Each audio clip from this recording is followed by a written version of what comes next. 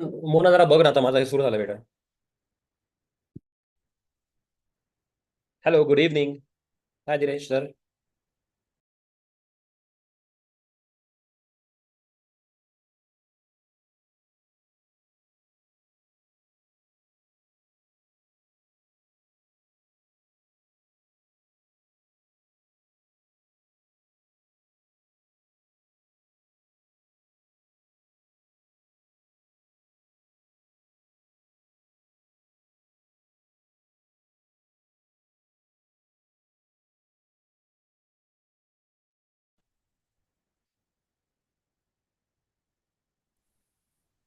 Okay.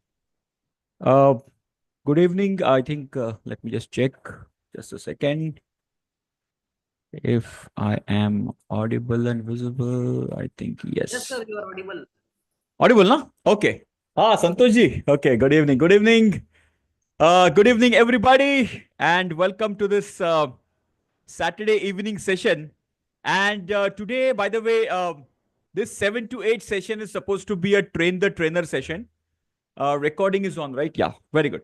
So, what happened? There was one candidate who confirmed his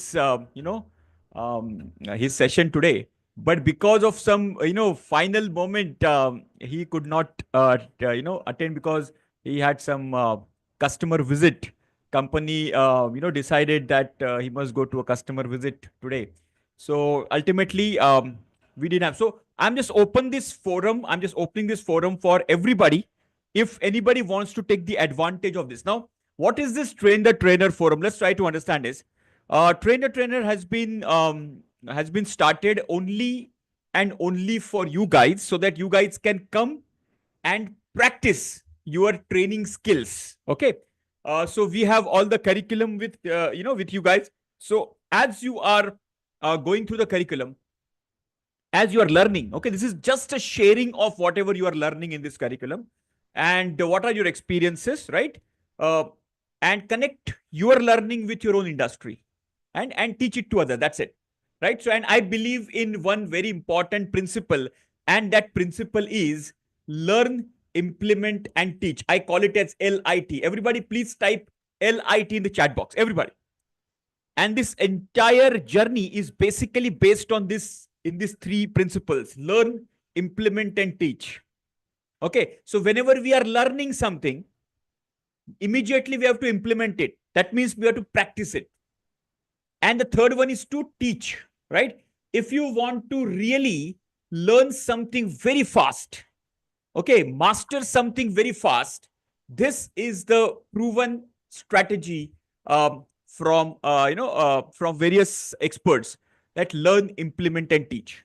So learn first, implement it, and teach. So we are learning in this community, in SNG community. We are learning, we are implementing in our projects, in our company. Okay. But teaching, everybody was not getting the opportunity. So we opened this forum for teaching. Okay. So anybody who wants to share their thoughts, their learnings, their projects, okay, the tools of Lean Six Sigma, very basic tools. If you want to, what do you say, cover SIPOC. Okay, how we have done the SIPOC, how we have done the value stream mapping, how we have done the process mapping, how we implemented Pareto analysis and found the most important critical challenges in our product. So all these things can be shared across in this platform. The idea is to, um, you becoming better in communication, giving training, because this is the skill. As you go progress from the green belt to black belt to the master black belt, you are expected to become a trainer as well internally for the organization. Okay. So teaching to training becomes very important. So this is a platform created. So now coming back to this, let me ask the same question again. Anybody who wants to take this opportunity to, maybe 15 minutes, 20 minutes, and come forward and take any topic, small topic, in front of this audience. If anybody is there, and I'll just wait for 30 seconds. Okay. If anybody is there, just raise your hand, and the platform is yours. You can just share your screen, or I can support you by sharing my screen of, if you want to take any topic from our curriculum, that also you can take. Okay. Now this is something very, very interesting. Okay. A lot of times we have to take these kinds of chances. Okay. Sometimes there is a, without any kind of prior intimation, you have to present in front of management or in front of client, right? So you have to be always ready. As a leader, you have to be always ready for the presentation. So I'm just opening the forum. If anybody is interested, please raise your hand. The platform is yours, because the person who was supposed to take the session is not coming. Anyways, I'm there to take the session, but I would like this, first of all, this slot to be given to you first. Okay, this priority should be given to you. मैं तो हमेशा बोलते रहता हूँ, हमेशा training देते रहता हूँ, तो I want you guys to take this forward, and just going forward as well. I want more and more people participating. Of course, there are a lot of people coming up for this session. Last few weeks, you guys have seen, some participations earlier as well. Okay, yeah, Santoji, you have something to share? Maybe just unmute yourself. Yes, sir. Yes, sir. Okay, so do you have anything to present as well? You have to anything to share the screen as well, or you want to extempore go for it? Sir, I will have talk only because this that current file is not with me. Okay. I can only talk. Okay, so what will be the probable timeline you will take? 5 minutes only. Okay, fine. Maybe you can just extend a little. Okay, so here we go. So you want to start your camera? You can do that. Okay. Yeah, over to Santoji.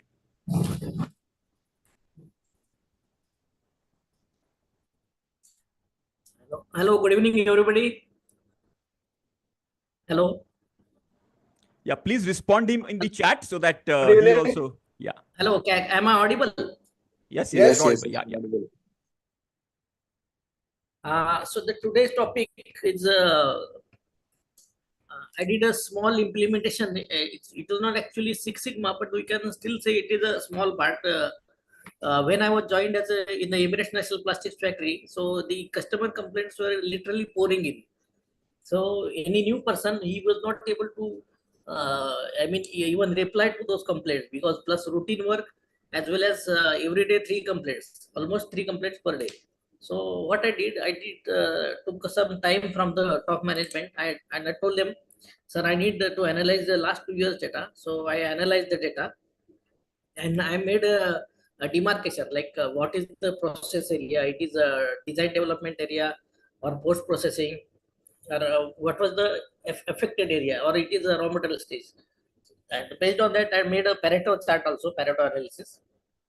So with the help of Pareto analysis, I came to know the major was the human error and as well as the raw material area. There were two major culprits. So based on that, I took corrective actions, and I reduced customer complaint by almost a whopping 30%.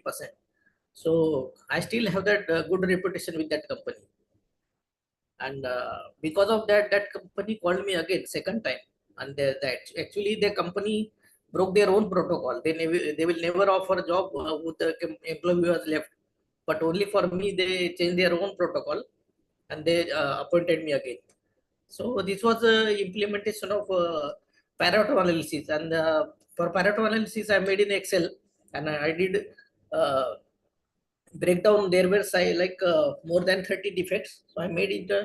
I categorized it properly. For example, if it is a light color or dark color, so I made it only in one category. So it was easy for me to analyze the data, and based on the data, I draw the conclusions and took the action. So any questions anybody want to ask?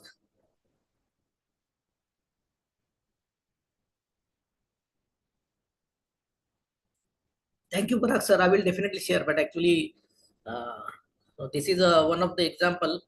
And another company also, I did want to do a project on Lean Six Sigma. That was employee attrition, but unfortunately, they were not aware. The management was not aware of the Six Sigma methodology. So I did a project in Python.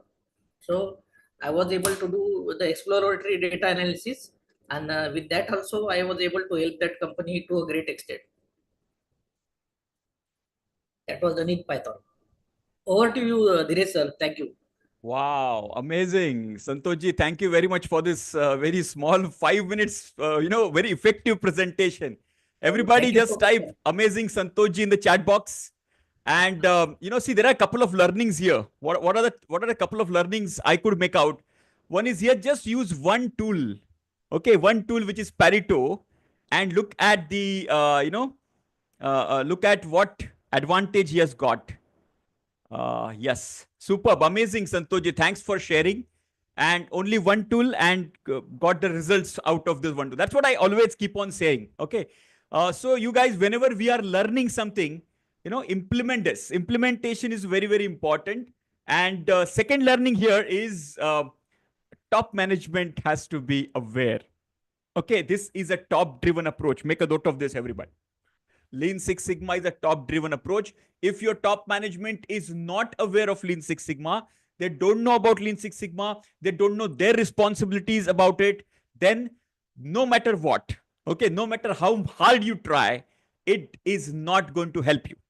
Okay, very, very important insights. In 5 minutes, Santoji has shared with us very, very great insights out of this. Okay, so chalo, let's what we'll do today is, as we have some time, I'm going to start our 8 p.m. topic with a very interesting case study, because we are opening our IPL today, right? So today is the IPL. So I thought of let me give you some insights about how Lean Six Sigma is applied in cricket and IPL as well. Okay, so I have got a case study for that, and which will reveal lot of important stuff for you, and very interesting. You guys will enjoy that session. Okay, so but for today, for this 45 minutes, remaining 45 minutes, I will just share.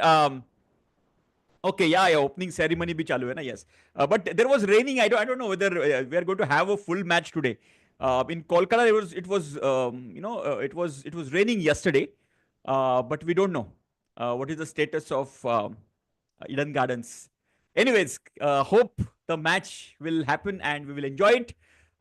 So there will be a match, and here we will understand, the statistical part of Lean Six Sigma. And I'm going to reveal a lot of secrets behind it. Okay.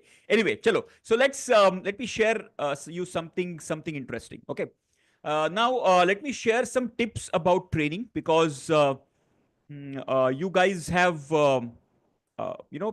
why training is important. Okay, let me share that as well, and let me give you my perspective on that. Yeah, just share this quickly. Okay. Full screen. All right. Chalo. So let's take this opportunity to move ahead. And whenever it comes to Lean Six Sigma training, so I'll give you some tips and techniques to make it more interactive, more effective, and if you implement these techniques, definitely you will have the if you are already a consultant, then definitely you will have a repeat business from that company. Okay, that's guaranteed. But be very important, because this is very insightful. Just make a note of this. Okay. Now, why Lean Six Sigma training skill is so important? That's the first question. Why am I pushing you guys to come in front of people and speak? Okay. The first reason why I believe in this. I started my training and consulting career exactly almost 15 to 16 years ago. 15 years, you can say. Okay. In 2010. Before that also, I was an internal trainer, right? But when I became a professional trainer, starting giving training as a professional consultant 15 years ago, I saw a change in my complete personality. I'll tell you why. Initially, when I was working for a multinational organization as an employee, and I used to give internal training of Lean Six Sigma, smaller group training, etc. But then, that kind of professionalism was not there. Understand this? Okay. It was always just giving some gyan to the friends kind of a feeling. But when I become a professional trainer and consultant, understand this, then lot of things I could learn about what are insights about training, why training is so important, what are the do's and the don'ts during the training programs, what happens what impact you can create through the trainings. That is something I realized when I become a professional trainer and consultant. Okay. And that is what I'm revealing. See, my personality from a introvert completely turned, and I become, whenever, of course, I'm introvert still, but whenever it comes to training, coaching, speaking in front of public, then a different kind of a personality, which I was not aware before this transition in 2010. And this is what I want you guys also to experience. Your personality will completely come out with flying colors. And you will be surprised that you also had these colors in your personality. Understand this? Okay. So this is one very, very important thing, that training is a part of a public speaking or expressing yourself, which adds value to the other people as well. And in the process, you become a better individual. And that's what I believe. And that's why Lean Six Sigma, training, I keep on pushing you guys for train the other people, learn, implement, and teach. Now, this platform has been created, Train the Trainer platform, so that you guys can take this opportunity and what you can say, improve this ability of speaking and training. Okay. Now, this is what I mentioned, learn, implement, and teach, right? Apart from that, black belts and master black belt JDs. Okay, now how many of you guys have started going on Naukri.com and exploring Lean Six Sigma jobs opportunity? Just type me in the chat box. Have you started doing that? If not, just start doing this. Okay, go to Naukri, go to LinkedIn, go to all these platforms, whichever platforms we have, right? So go there and start looking for this. You will observe one thing. Their job descriptions will include training as a mandatory skill. Especially if you are a master black belt. Even some of the black belts also, they expect to be a trainer, internal trainer. Okay. See, if you're applying for a consulting organization, then this is going to be a mandatory skill set. And if you become a better trainer, then your personality, your communication skills, during your interview also, it shows up. You become so confident. The best muscle which gets developed is the flow of words. Write this down. Flow. Everybody type this. Flow of words. Everybody type this in the chat box as well. Flow of words. This is the muscle you have to develop. Flow of words. And this only will develop when you will speak. That's it. Are you understanding?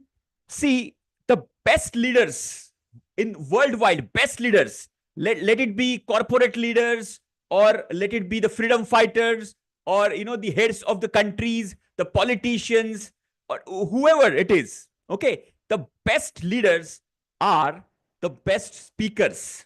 Understand this? You take any name, they are the fantabulous speakers first, and then they came to that position. Are you understanding? And to become the fantabulous speaker, this is a muscle you need to develop, the flow of words. Now, I'm speaking right. I'm not prepared for this. I've just got some PowerPoint presentation with one or two keywords or bullet point. That's it. But the flow of words without interruptions, which are flowing, this is because of the practice. And listening will develop a different part of your brain, but speaking will develop a different part of your brain. Write this down. This is a very insightful one. Of course, there is a connection of what you listen and you speak. There is a deeper connection. Okay. But this flow of words will never come only by listening. If you only listen, consume, that will not develop this muscle of flow of words. It has to be practiced. It has to be performed. And I am giving you this platform to perform. That's why Train the Trainer platform is created. So come here. You have half an hour, 20 minutes, 1 hour, whatever time slot you get. Make sure that you present and you speak in front of your team members. You speak in front of your boss. Speak in front of your office gatherings, your society gatherings, wherever there is opportunity, speak. That flow of word muscle has to be developed. Okay. So training is a mandatory skill for a lot of JDs. And that is the reason, this, what you can say, this skill you have to develop. Okay, this is a requirement. It's not only whether you are expert in Lean Six Sigma, whether you are expert in Minitab or statistics or data analytics or problem solving, whatever. But if you are not able to speak, it's like a tank of water, but there is no tap. How many of you can correlate with this? The tank of water is nothing but your knowledge. But for that tank of water, to make the use of the tank of water, you have to have a tap, a pipe, right? If your communication, your training ability is a tap. If the tap is not there, if the tap is not powerful enough, then that water is useless for us. We cannot use that water. Are you understanding? So develop this skill. So that's the first point. Okay. Yes. That second point is, yeah. So let's go one by one. How to become an effective trainer. As far as, so these fundamentals will be applicable everywhere, but we will just speak about Lean Six Sigma. So make fundamentals clear. Now, what is the most important stuff before you come and speak in front of, that your fundamentals have to be clear? Does it mean you have to be master of the subject? The answer is not really, but what you are going to speak, you should be fundamentally clear about it.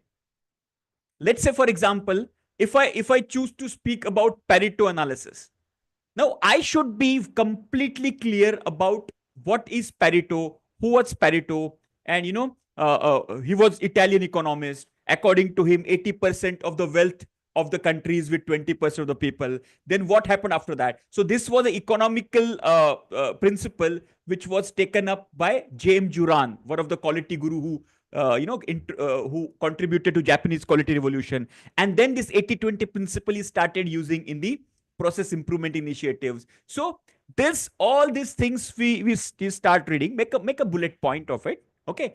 And then you present. So your fundamentals are very clear. If any question comes around this, that, okay, so who was Wilfredo Pareto, and which country he belonged to, and was he a quality expert, or was he a engineer, was he a scientist, was he a statistician? So exactly, so you will be very clear about it. So whichever topic you speak, you make sure that you are fundamentally clear. Okay. So whenever you want to give the training about yellow belt, you have to be fundamentally clear about yellow belt. Okay. And a little more than that. Are you understanding? If you are giving a training of a green belt, then you have to be fundamentally clear about all the tools of the green belt, plus a little more than that. Clear, everybody? Are you clear with this fundamental? Make your fundamentals clear before you present. And it's very simple. It's not like you have to be master in the subject. No, you need not to be, PhD in the subject, but you should know more about that subject than the other people. Clear? Just give me yes in the chat box. Everybody.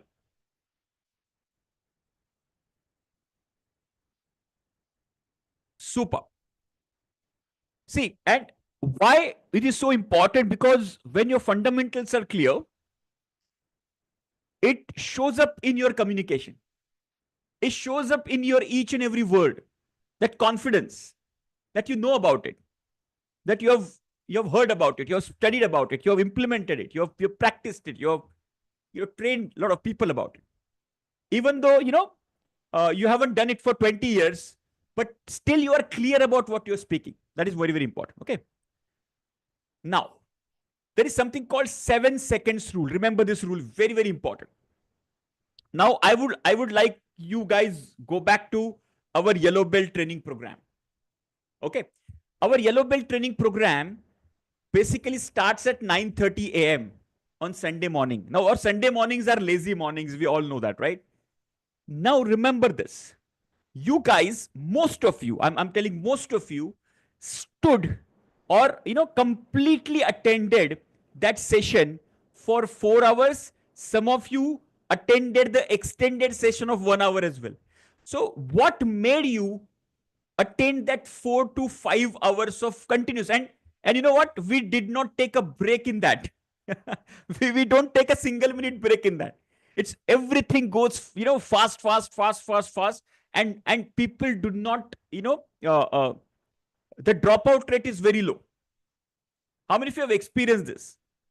What subconsciously decides that I want to basically stay in this program for next 4 hours without an interruption is this 7 seconds. 7 seconds is a time where, because the moment I start the session, okay, first 7 seconds subconsciously you judge. That is the time you judge the personality of the person, you judge the tonality of the person, you judge the dressing sense of the person, you judge what is there for me. That's the reason in that session I cover first slide, what is there for me, WIIFM, what is there for me, correct? So if that is clear in the first 7 seconds very fast, then you realize that, okay, so so all the tick marks, okay, this is okay, so this is he's confident, he knows what he's talking about, and this is important for my career. Yes, yes, yes, yes. So first 7 seconds, if you found that energy, if you found that tonality, if you found that confidence, if you found that charismatic start, then you stick till the end. And this 7 second rule was done from how many of you know the TEDx मालूम है आपको, या TED Talks, या TED or TEDx? How many of you have anybody TEDx speaker in the room right now in our community? There is my target is to become one TEDx speaker in this financial year, meaning coming financial year 25-26. Yeah, TEDx, you know, right? Okay, so this was studied in the TEDx talk. If anybody is not aware of TEDx, you can go to YouTube, or you can go to TEDx official website as well, or TED official website. There are a lot of communication, lot of presentations from 10 minutes to 20 or 30 minutes. That is what they basically give. And so those people basically studied what some of the presentations were having thousands of views, and some of the presentations had 1 million, 2 million views. Some of them are 10 million views as well. Why does there is such a big difference? Okay, and they studied and they found this 7 second rule, that in the first 7 second, okay, even they took the help of the analytics as well, okay, YouTube analytics as well.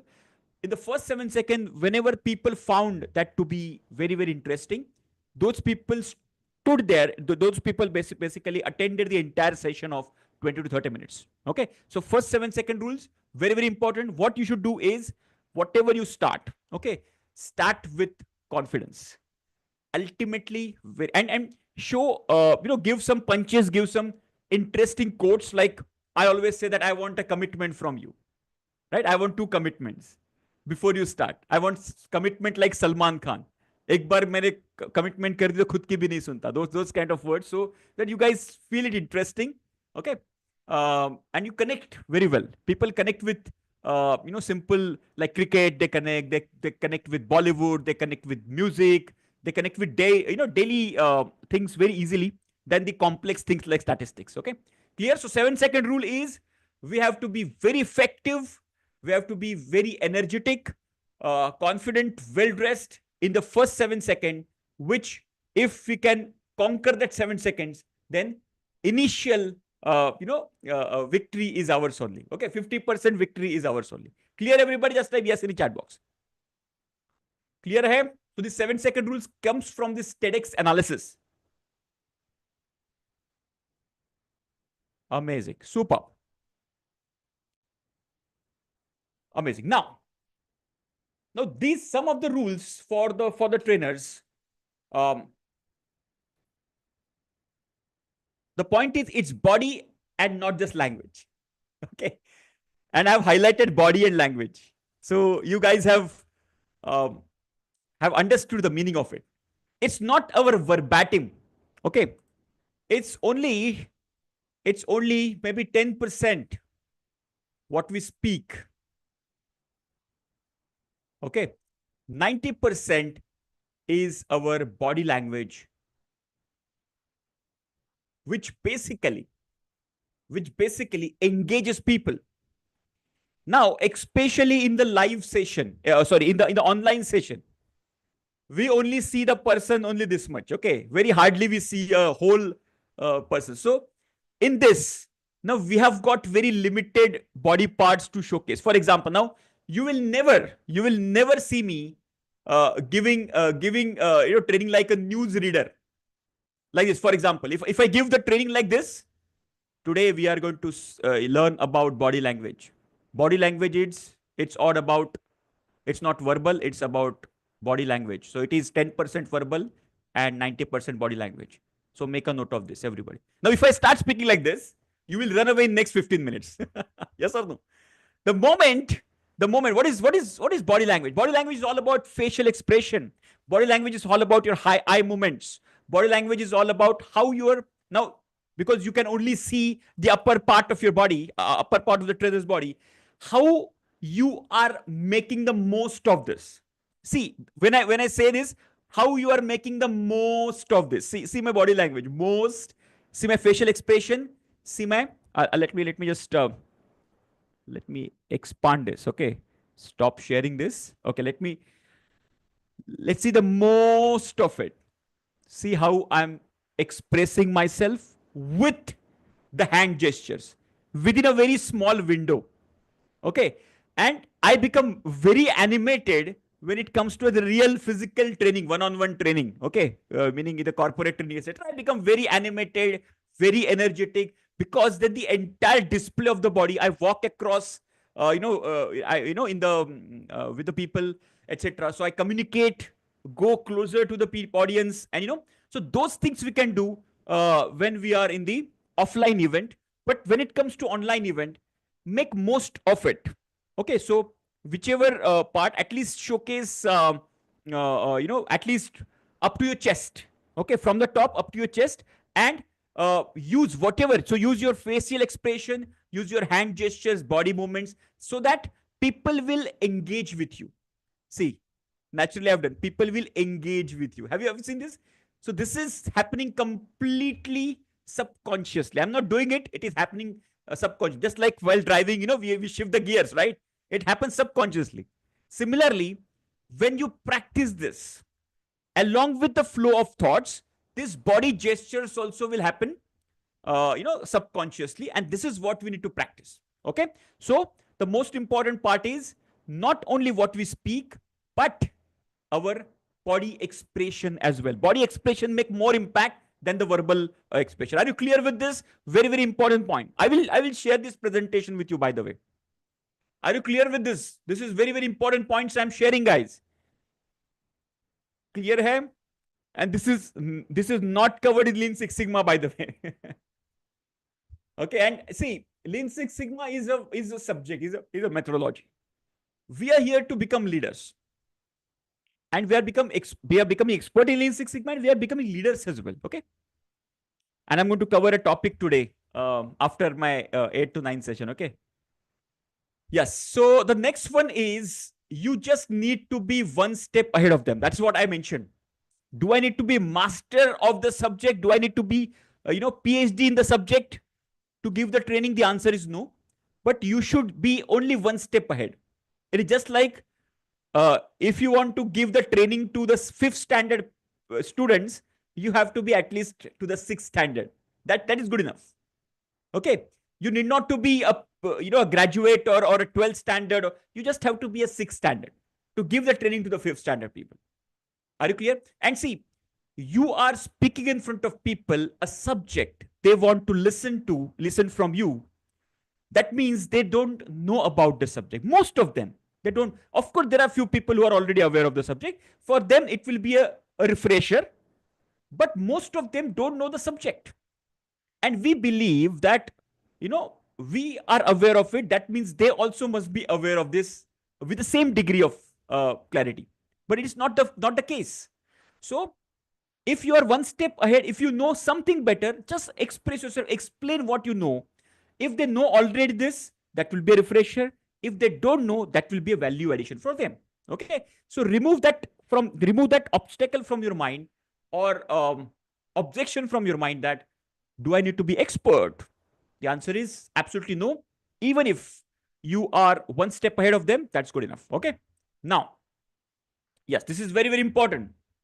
Engage, engage, and engage. This is the rule for uh for the trainers. Okay, for the offline event, the rule is 10 minutes rule. What does it mean? Let me explain you. Now, have you realized this? After every 5 minutes, I ask you to type something in the chat box. How many of you have realized this? Just give me yes in the chat box. See, I've just asked you just to do this. Just give me yes in the chat box. Have you just observe this? Just observe. Just observe small things what I'm doing. There is a reason behind it. In the offline event, the timing is 10 minutes because our focuses are very less. Our human focus is reducing. And thanks for the Facebook and Instagrams and the reels and the shorts, etc., it is shrinking like anything. Okay, it is reducing. Our focus is reducing. So nowadays, human beings are not able to focus for a very long time. That's the reason what we need to do is we should not continue speaking on a subject without engaging them in some activity for more than 10 minutes in the offline and more than 5 minutes in the online. That is the reason whatever I'm covering, I ask you to give me the feedback, ask you to type something, take the notes, take the screenshot, so that you are actively engaging in this activity and you're not passively. If you become passive, you will disengage. You will not understand it, you will forget it, and you will, that will not be fruitful experience for you. So always engage, engage, engage. 10 minutes in the offline. So what you can do while engaging, what you can do, for example, if you are in the offline event, I always, let's say, for example, if I teach, let's say, SIPOC. Okay, SIPOC is a tool in the define phase. SIPOC, which is supplier, input, process, output, and customer. Let's say if I teach this SIPOC in 10 minutes, then I will make them into groups. I will distribute them into groups. And let's say there are 5 groups. Okay.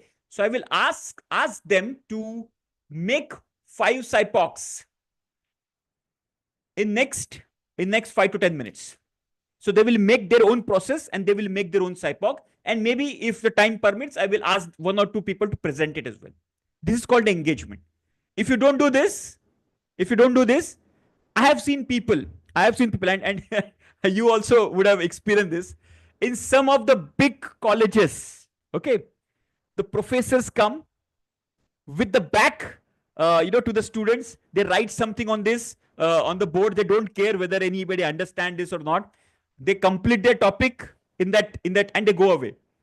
Zero engagement, no question asked, no answer given, nothing. Okay, those kinds of people also I've seen, right? So for a better trainer, you have to actually engage people most of the time. Okay, so, and do not extend yourself for more than 10 minutes.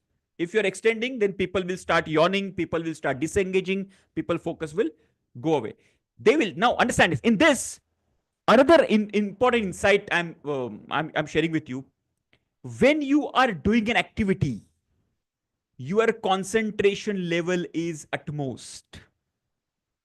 I repeat again.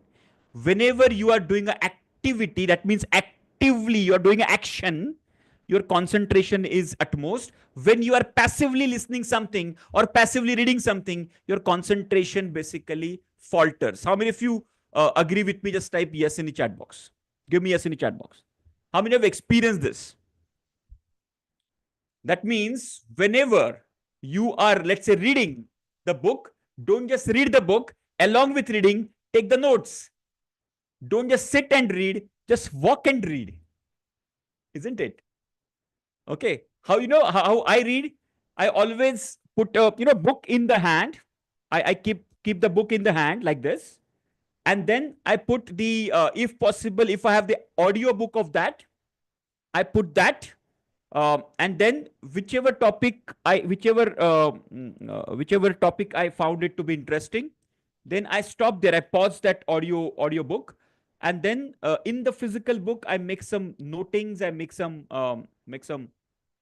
what is it, symbols, or take the notes on the other side, and what topic I can teach to the students, etc.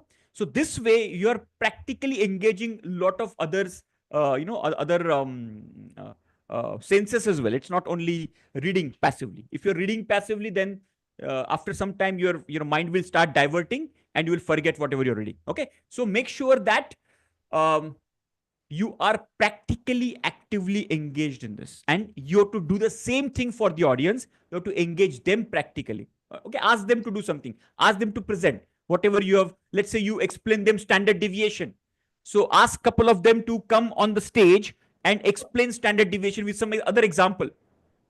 Okay, so this is how you can engage people. Clear everybody? Just type clear in the chat box, everybody. Clear hai ye? Always engage, and whichever platform you are doing, training hai ya public speaking, engage people, take the feedback.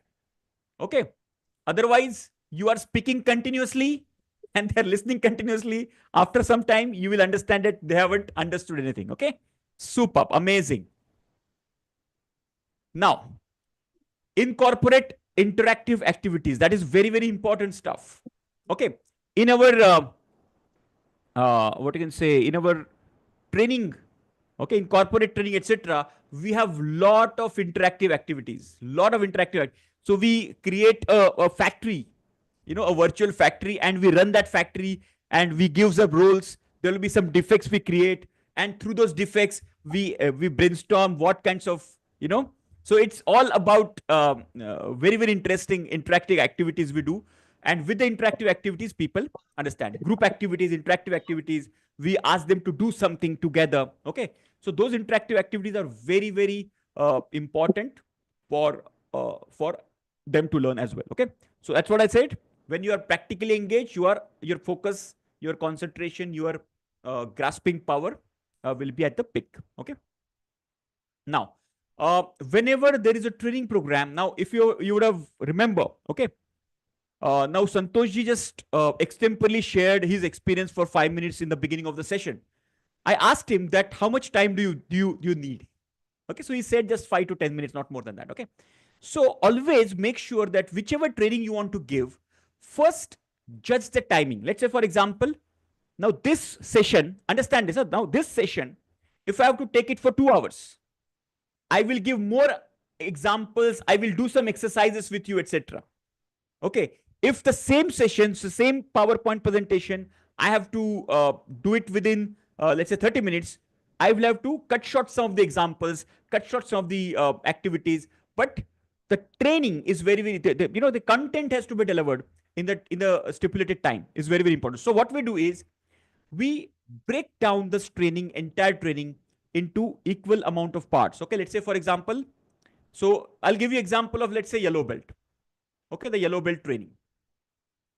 So what I do is, let's say 9:30 to 9:35 is welcome. Okay, welcome and some ground rules.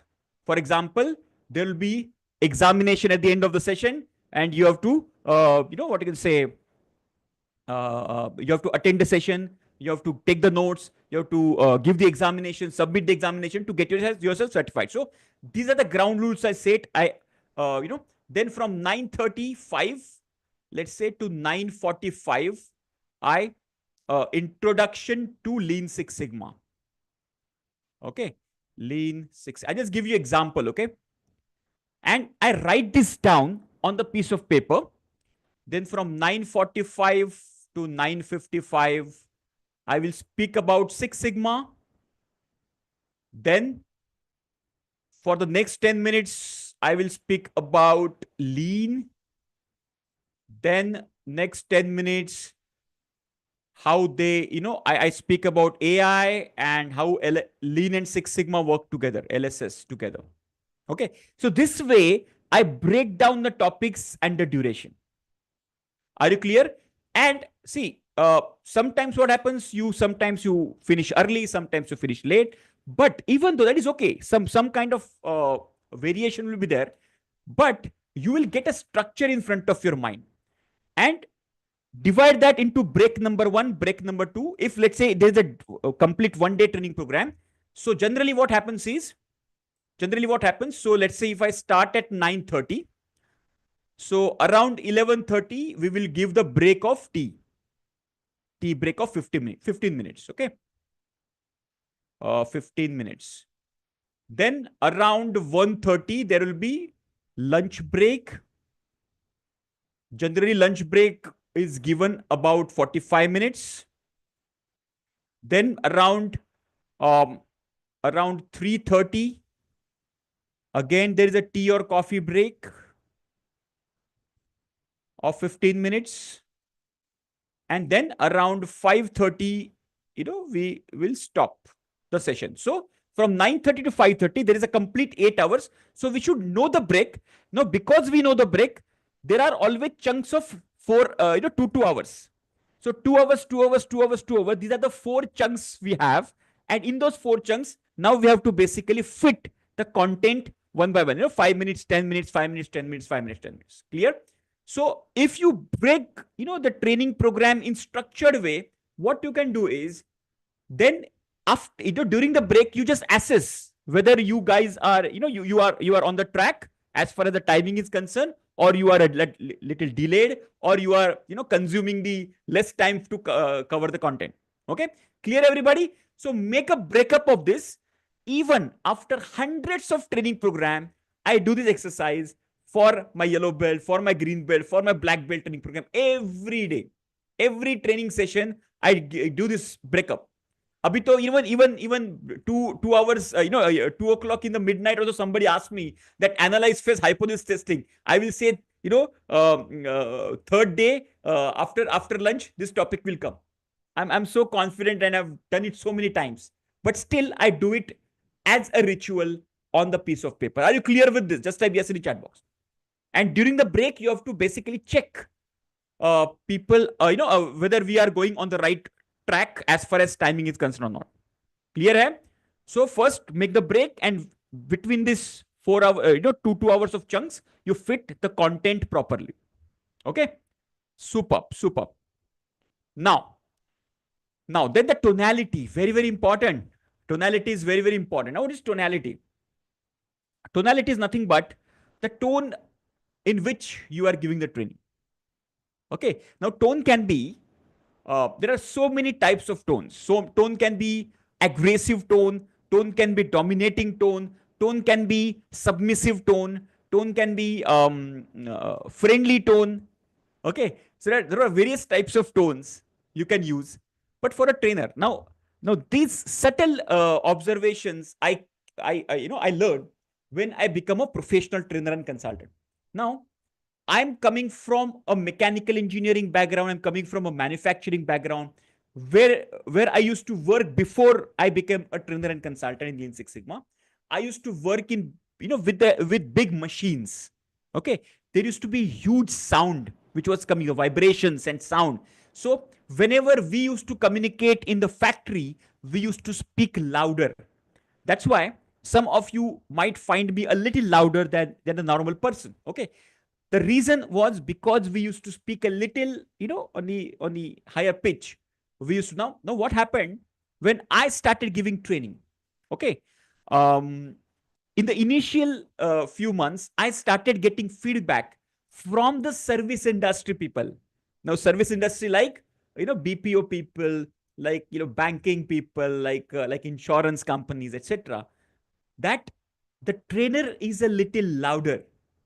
Trainer is a little aggressive. And this was because of the tonality. Understand this? Then my mentors used to correct me, Dinesh, you need to be a little soft, a little, low tone. Your pitch has to be a little gentle and not, you're not, when you give it to the manufacturing, they used to be perfectly gelling with that because, they also have similar kind of, experience.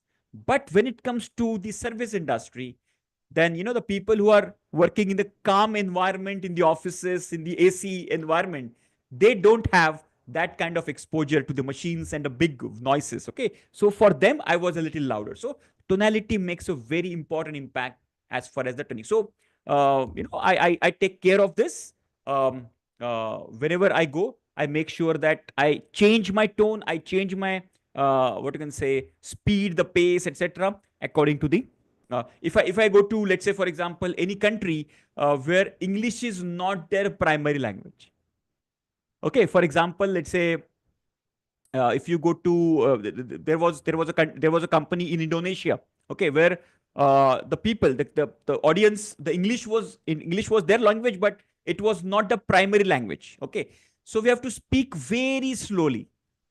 So whatever training program we design in India, okay, so we cut down lot of part of that, and we gave them only which is necessary, or only highlighted part of it, because we have to speak very slowly and to explain them like this, okay, to give them in detail so that they can understand it. Okay, so tonality also plays very crucial role accordingly. Okay, now the next point is more content, less time, manageable for the trainer. Less content and more time is disastrous for the trainer. I repeat, more content. Okay. For example, let's say you have 1 hour presentation and you have 50 slides, 50 slides to cover. Okay, I'm just giving you a raw example. You have 1 hour presentation and 50 slides to cover. That means on an average 1 minute per slide. Okay, you can manage that. But you have 1 hour and you have 5 slides to cover. That means almost 10 to 15 minutes you have to speak on each slide. That sometimes become disastrous. Okay, so always you have to keep the balance. Always you have to keep the balance. That's what the time management, which I just mentioned earlier. You have to block the time properly, break time as well as this. So if you have more content, yes, you can always manage. There are so many other tips and tricks. For example, let's say you have huge content. Okay, you have 1 hour left and there are 60, 70 slides. PPT is remaining. So what I do, I just switch off the PPT and I explain the concepts on chalk and talk methodology. Are you understanding? Yeah. So these kinds of things you can do easily. But if you have less content and more time, then fitting and adding some more content will be very difficult. So make sure that you always have the balance going on. If you have more content left, it's always manageable. Okay. Make sure that you just don't run away. Okay. With the content like that. Okay. So that you can, you have to basically manage the stuff. It's very difficult. Okay. Then the next part is in-house training programs. When it comes to in-house training programs, what is in-house training program meaning? If you are giving training to a client, okay, let's say the company is a pharma company, okay. Yes, Krishna ji, you will get all the recordings of whatever we are. So recording is going on, so you will get a recording in masterclass archive, okay. No, not to worry, okay. Now, in-house training programs, you will give domain specific examples. What does it mean? It means, let's say you are giving pharma company a training. So take some pharma examples. If you're giving insurance company training, then take some insurance examples. What does that mean? You have to just take some, you can ask ChatGPT nowadays. Nowadays you have ChatGPT, a genie with you, right? So you can just, ask ChatGPT that I want to teach Pareto principle for a pharma company. Okay. So give me some example of it. ChatGPT will give you example. You note down this example. I'll give those examples during the training program. Okay. So you customize your training content according to the in-house training program. Okay. In-house meaning when a specific, you're giving training to a specific client, a specific industry. Okay. Now, when it comes to open enrollment, like we are right now sitting in the open enrollment program. Open enrollment meaning open for everybody. So now we have got professionals from pharma, IT, from logistics, from supply chain, manufacturing, oil and gas, BPO, KPO. So we have people from all the industries. It's called open enrollment. So always give general example. That's what I always give, general examples in my training content, because we have open enrollment. But when it comes to a specific industry, my examples become very specific. Clear? So you There's a des vesa base. That's what you have to do basically. Okay. Very good. Then next point is, yeah, the post-lunch session is the trainer's graveyard. Why? Because the post-lunch session is always a heavy session. People eat. Okay. After half an hour, 45 minutes, the digestion process starts. After consuming that food, the food stays in the stomach for some time, the juices gets mixed, and after 30-45 minutes the digestion starts. The moment the digestion starts, the blood circulation, because it's a high energy activity, the blood circulation goes in the stomach and our brain start to starve for the blood supply and the oxygen, and that's why people start to feel sleepy. That's why during the afternoon session, after the lunch, we start feeling a little sleepy. Correct? So what is, that's why we call it as a trainer's graveyard. Okay. So what do we do in this? So what should we do, by the way? Tell me. क्या कर सकते हैं इसमें? When people start sleeping, what we should do? Type in a chat box. There are a lot of trainers in the room right now as well. Tell me, what should we do? Activity. Absolutely right. Some games, some activity, some simulations. Okay, Minitab, we have got so many things to do. You can take Minitab activity. Okay, some simulation game. Don't let them sit. Let them physically active. Always. Okay, role play कर सकते हैं. All right.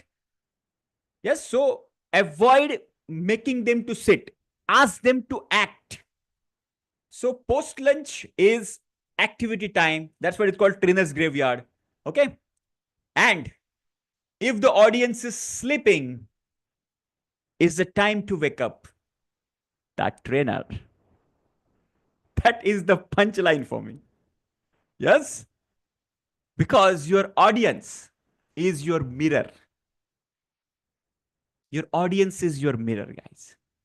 If your audience is not responding you, your energy level is too low for them to make them active. So, if your audience is sleeping, it's a wake-up call for, not for the audience, but for the trainer. Because that's you, that's your mirror. They are mirroring you.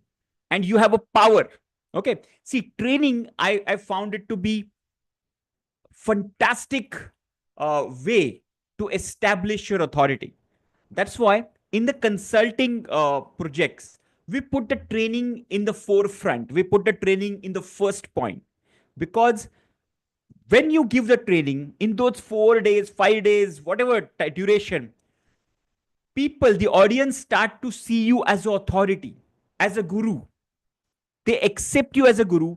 They accept your instructions. Okay. And that shift is very, very important, so that you can drive them as a leader. You can drive them through this entire journey. And this training gives a huge leverage for that. Okay. So your energy level, you are transferring. Knowledge is also energy. Okay. So your energy, you are transferring during the training program. And if the audience is not engaged, it's not the fault of the audience. It's the fault of the trainer. It's the fault of the content. It's the fault of this entire, whatever is the designed part, right? So I think that's it. So I hope this has given you some insights about the training, and this is applicable not only on Lean Six Sigma training, this is applicable to any training in the world. Just give me yes if you have found it useful, some value added as well. I'll share this content with you in the masterclass archive. Yeah, so this is being recorded. So this will be put in the masterclass archive as well. Okay. By the way, this was not planned today. Some other participant was supposed to take this session, but in the last minute he found some difficulty. That's why मैं just आके ये catch up कर रहा हूँ. Okay. Yeah. Yes, Nikita ji. Absolutely. Absolutely welcome. Okay. Super. So let's start the second session, which is our original session, by the way.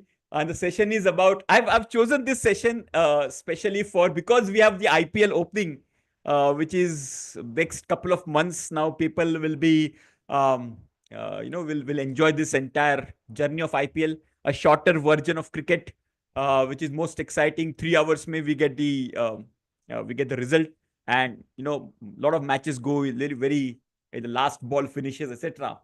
So IPL over the period of last 17 years has become iconic event. Okay. And today we have the opening ceremony of IPL and followed by the match. So I thought let's connect with our session as well. So today I'm covering a very interesting topic. Okay. And the topic is uh, how Lean Six Sigma is applied in cricket. Okay. And I'm going to give you some surprise facts. How many of you know Simon Toffel, who was a very renowned international cricket umpire? How many of you are aware of Simon Toffel? कितने लोग जानते हैं Simon टॉफल को? Let me see if I can pull out Simon Toffel's photograph. Okay, I think you guys would have um, Simon Toffel. Let me just Simon Toffel. Yes, I think.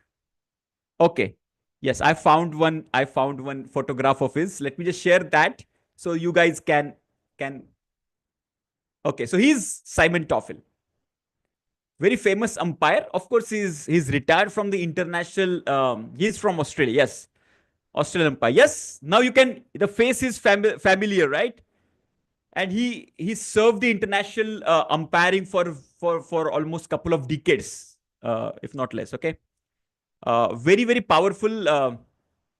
Lucky umpire for India, is it? Okay. Yeah, but very precise. I've seen him very precise. So why I'm sharing Simon Toffel today? There is a reason. In one of the international travel, one of my friend consultant met Simon Toffel, and they like we speak about it. What do you do, etc. Of course, that my friend, of course, knew him. Okay. So he asked my friend that what do you do? So he talked about Six Sigma. We are Six Sigma consultant, etc. So Simon Toffel said that in cricket also, ICC started using Six Sigma tools from year 2000 onwards, and you will be shocked to know this. And have you observed the shift in last 2 decades? Okay, now observe this.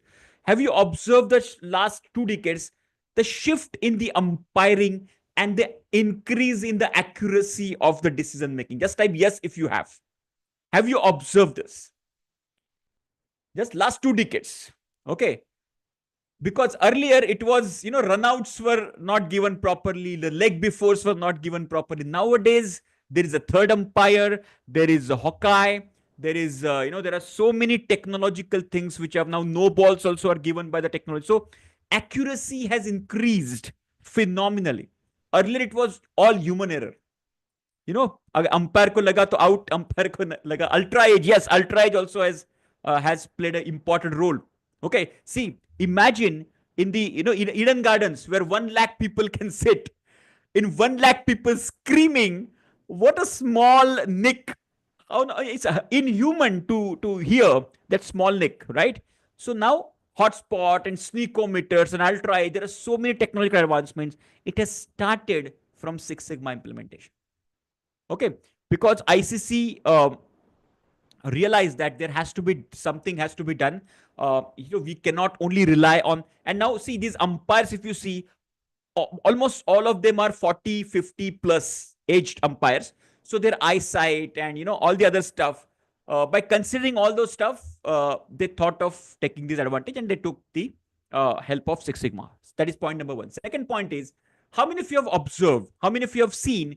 While the match is going on, there are people in the support staff sitting with their laptops on. Have you seen those people? Have you seen those people? Just type yes in the chat box. Have you seen those people sitting besides the coach, sitting beside the batting coach, bowling coach, fielding coach? What these guys are doing actually? What these guys are doing, these guys with the help of laptop, those things I'm going to reveal today. Okay, those people are capturing some insights what is happening on the ground. Okay. And that analysis, yes, exactly. Analysis of the data they're doing and how they are doing that analysis. Okay. Exactly. Ball to ball. Okay. It's not only scoring. It's not only scoring. Which shot is being played and which ball, what kind of delivery is being bowled, what is the speed of the ball. It is going so much in depth. And that is something which I'm going to show you with this case study today. And this case study, let me just share my screen. And it is going to be very, very interesting case study. Six Sigma, how Six Sigma can be used in cricket. Okay, that is something which we are going to discuss today. Okay, let me just share my screen quickly. Here we go. So this case study is all about Six Sigma in cricket. All right. So some of the content is a little blur, but doesn't matter. I will just, explain you. Yeah, capturing that reports, etc. Data capturing and analyzing this. Okay. So applying Six Sigma in the cricket game. Very, very interesting case study. Now, the business case. What is business case? Business case is why this problem is important, why this project is important for us. So let's say Mike is a batsman. Now, actually, some numbers have been changed. The name has been changed, but this is actually a real case study. Okay. So Mike is the best batsman in the team, and the probability of winning the match is higher when he bats well. Like, like we had Sachin Tendulkar couple of decades ago. We have Virat Kohli 1 decade ago. Okay. Now we might have some other batsmen, but in the cricket team, there are one or two players. Right now, we can say Kohli and Rohit Sharma, the senior members. Now, those people, their success or their failure impacts the big tournaments. Yes. How many of you agree with me? Just type yes in the chat box. Yes. Let's say our victory with Bumrah and our victory without Bumrah. Yes or no? Correct? Yes or no? It makes huge difference. Correct? Using this data. Exactly. So this is very, very important that how we can analyze that data and make it to our best use. Okay. Now the Mike's batting average. What is batting average? You add the number of runs scored divided by number of innings. That is called the average, batting average. Okay. So run score per completed innings. That is called batting average. So here, so lost matches were 18 and won matches were 15. So improving Mike's consistency with the bat will help the team to win more matches. That was the business case. That means Mike, who was the best batsman in the team, his batting average, so their hypothesis, their perception, their thinking was if Mike's batting can increase, Mike batting can be improved, then our victories can increase. Okay, our victories will improve. Okay, so this was the business case. So what they did, they collected 1 year data. Okay, so January to December 2011, they collected 1 year data where Mike played 50 matches. Okay, and the average was 32.5 against the benchmark of 40 runs per innings. Okay, so they have taken 1 year data in which 50 matches were there. Average was 32.5 and a benchmark was 40 runs. Okay, so there is a gap of almost 7.5 runs. Okay, this has had a negative impact on the match results as team has won only 36% of the match played. That means out of 50, team has won only 18 matches and the remaining matches they had lost between January to December. And they found that if Mike's average can be increased, then we can definitely change this entire percentage of winning. Okay. And they wanted to reach more than 50%. That's what the benchmark. They wanted to reach more than 50% matches they wanted to win. Okay. So what they did, they collected the data and they put that data into the run chart. Okay. So the objective of the project is to improve mic average and the consistency. All right. So the mic average is 35.2 and the lower specification limit is 40%. It is a lower specification limit. Why it is not upper specification limit? In this case, particular case, it is called a unilateral specification.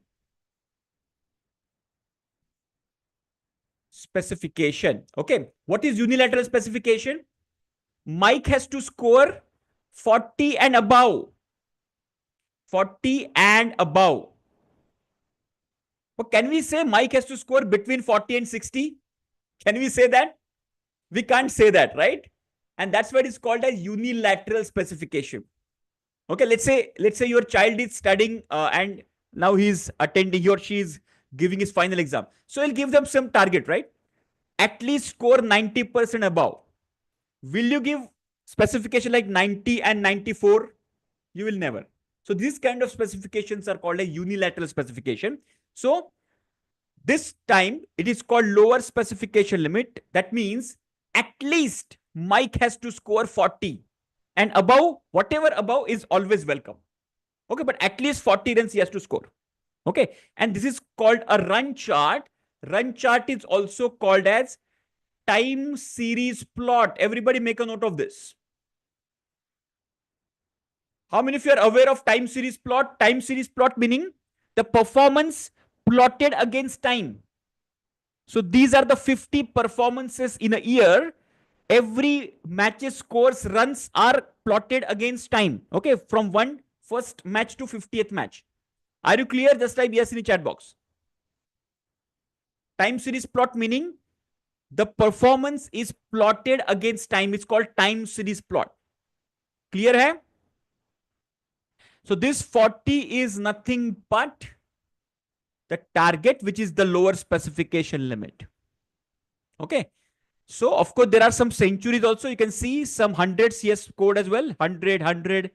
This is 100. This is also 100. So there are 4 centuries Mike has scored.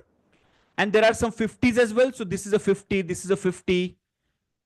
Okay. This is a 50, 50, 50. So there are some half centuries and there are some centuries. Clear? Yes. Of course, some images are blurred, but just try to understand this. But there are a lot of scores which are a little lower side as well. Okay, a lot of scores are on the lower side. That's why the meaning of LSL is lower specification limit. Make a note of this. Lower specification limit. Okay. So 40 runs is a lower specification limit. And they have first plotted. So first you define your business case that Mike is the best batsman in the team and his runs are not coming, off late. Okay. So before this Champions Trophy, you have observed that Virat Kohli was also struggling for the runs, right? Similarly, Mike is also struggling for the runs nowadays, right? So what they did, they collected the data, plotted the time series plot. Okay. Now, then what is this? Let me just see that if anything I'm missing. Okay, no. Okay, this is called process capability analysis. And what is this diagram called as? Type in the chat box. What is the name of this diagram? Everybody type in the chat box.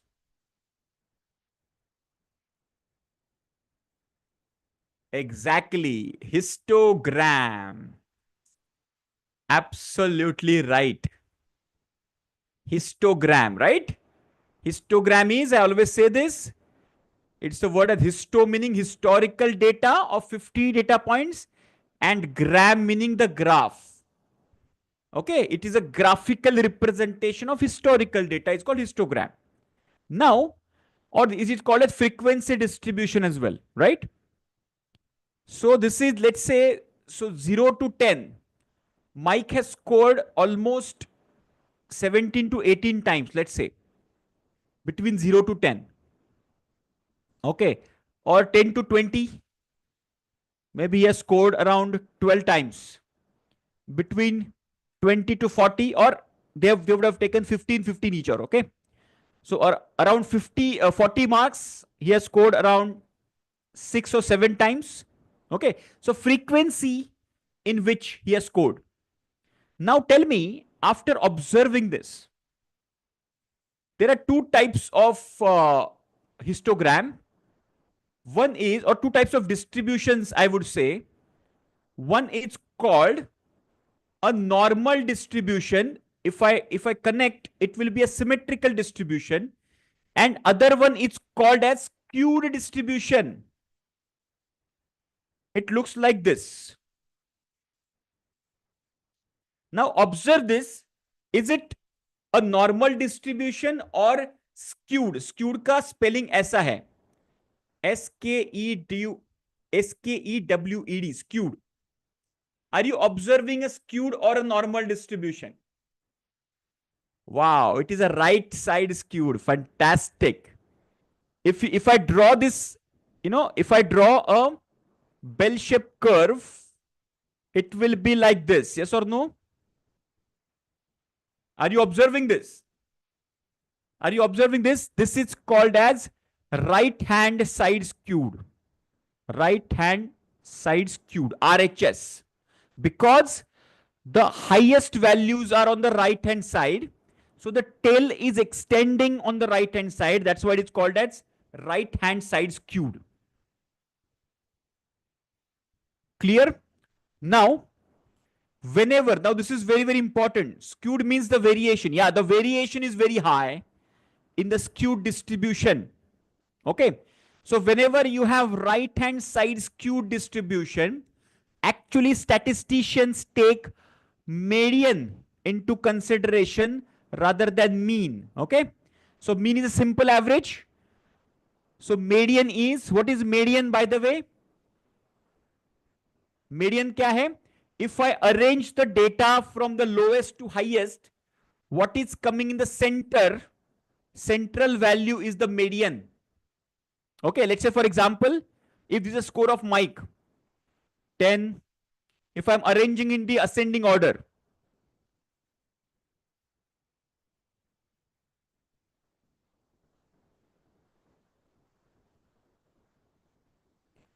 if this is a score of Mike, so I've got 1, 2, 3, 4, 5, 6, 7, 7 data points. So this value is in the center. So 25 becomes the median of this data. Are you clear? So 25 is the central value that becomes median. Are you clear with this? Just type yes in the chat box. Clear hai? Just give me yes. Very good. Very good. Super. Okay. Super. Now observe this. Median is 15 and mean is 32.5. Okay. If you see this histogram, he has scored something like 160, 140, 120 runs as well. Some 100 runs as well. Are you understanding? So he has scored 5, 6 centuries, and that's why his average is adjusted. Now understand this. This is very, very interesting. Now let me take you back to the run chart. Okay, time series plot. Let me take back to time series plot. Now, are you observing most of the scores are around 10 to 15 runs? How many of you are observing this? Just type yes in the chat box. If you see the red dots, most of them are between 0 to 20. Are you observing? Just type yes in the chat box. But because he has scored some 160 runs, 140, 120, it has got averaged out and his average is coming 32.5. Are you observing? But most of the times he's scoring around 15, and that's what exactly median is showing. Because the distribution is skewed distribution, median will be a better, what I can say, parameter to judge the central tendency of the data. Anyway, coming back to this. So mean, you have understood, mean is a simple average. Median is the, is the central value if I arrange the data from lowest to highest. Standard deviation is sigma, which is 39.47, which is very high sigma. Almost 40 runs ka variation hai. Understand this? So very high standard deviation. Count is 50 data points we have seen. We have taken 50 innings. Defect, 36 defect. What is defect? What is defect in this case? What is the definition of defect in this case? What is definition of defect? In the pizza delivery, if the pizza is not delivered within 30 minutes, okay, so the delivery time more than 30 minutes is equal to defect. In this case, what is the defect? Exactly. Run less than 40 is a defect. Okay, so runs less than 40 runs is equal to defect. How many of you got it? Just type yes in the chat box. Exactly. So whenever Mike has scored less than 40 runs, it's a defect. So out of 50 matches, 50 innings, 36 times he has scored the defect. 50 matches में 36 defect. बाकी के 14 matches में ये scored more than 40 runs. Okay, 40 run से ज्यादा ये scored. So in other words, understand this, in other words, see here guys, this is all defect, yes और no? This is defect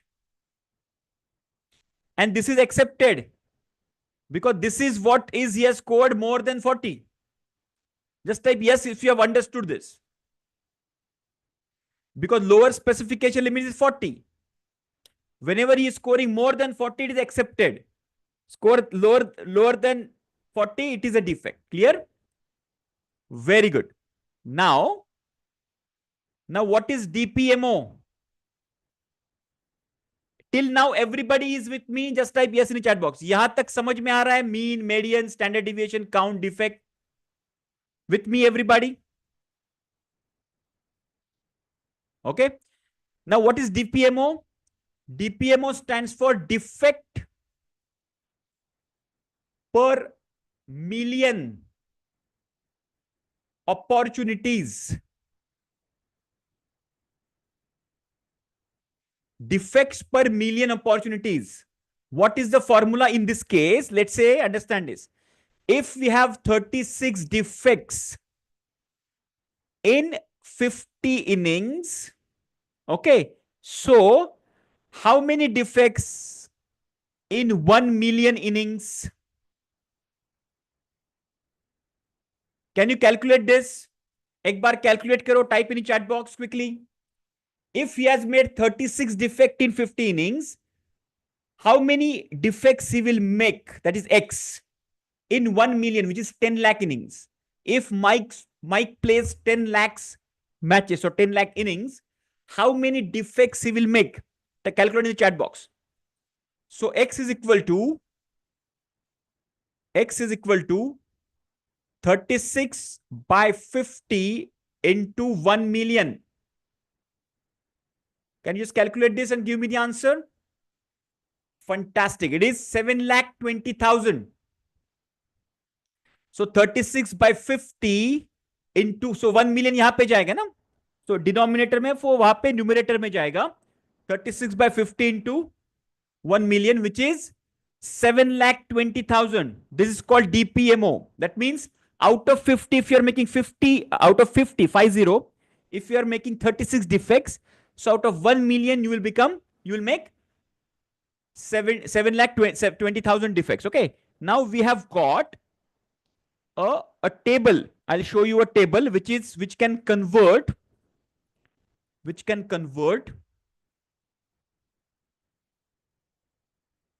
Yeah. Look at this. This is a table which is called DPMO conversion table. And this table is available in your green belt curriculum as well, in the black belt curriculum. दोनों में भी available है. Okay. Green belt process capability. Okay. Green belt में process capability analysis में this table is available. Okay. Now what we need to do is First, let me explain you what is this table all about. So here, this is the percentage yield. Okay. Then the sigma level and the DPMO. Okay. There are only 3 columns, but because the table is very long, they have split it into 2 parts. Okay. So this and this, the same thing, yield, sigma level and DPMO. So our DPMO is 7,20,000. Okay. So find out here. So you can find out something here, right?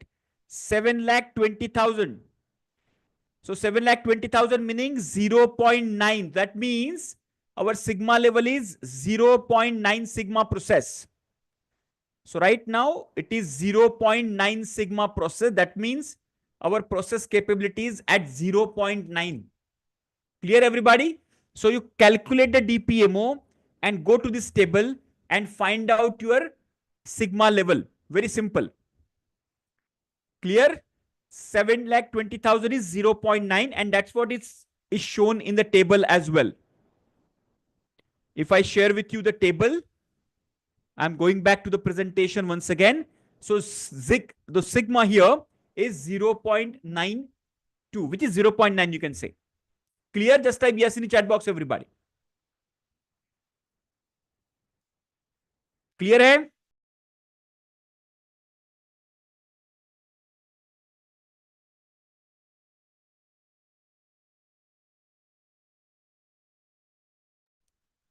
Clear? Fantastic. This is called process capability analysis. Okay. Then, yeah, this is called one of the hypothesis testing, which is called as one sample percentage defective test. Okay. This is a discrete hypothesis testing, which is percentage defectives test. One, but very, very seldomly used test. But that also shows that Mike scoring 40 runs is more, in half of the matches played will be significant improvement. Okay.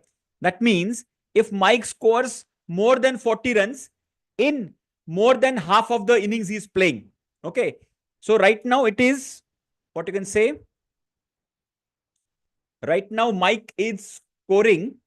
We just use a different. So right now, Mike is scoring more than 40 runs in only how many? 14 matches, right? Out of 50. Right? So right now, it is just what you can say 72% is basically a defect rate. Okay. Now, if we start scoring 25 out of 50, meaning if we take 50 innings, out of which 25 innings Mike scores more than 50, which will be 50% of it. Okay. So they want to check whether there will be a statistically significant difference. If the p value is 0.001, okay, if any p value, of course, I'm not going in detail. If any p value which is less than 0.05 is considered to be a statistically significant. Okay. हाँ, text थोड़ा सा visible नहीं है, थोड़ा सा blur है, इसलिए even zooming also will not help because text is a little what you can say challenging. Okay. Anyways, I'll share this document with you. ये ओरिजिनल डॉक्यूमेंट भी थोड़ा सा ब्लर है, कहां से तो डाउनलोड किया हुआ है, इसलिए वो क्लियर नहीं है. Okay. Any p value which is less than 0.05 is a critical value. That's what it means. Okay. I will cover this in our advanced hypothesis testing. I will cover this. Okay. So as of now, this shows that if Mike scores more than 40 runs in 50% of the matches, it will create a significant impact. Okay. Now let's go deep dive into the causes affecting Mike's batting performance. So what is this tool called as? This graph is called as what? Type in chat box, everybody. This graph is called as Pareto chart. Yes, very good. So what they have done, so they have broken down the,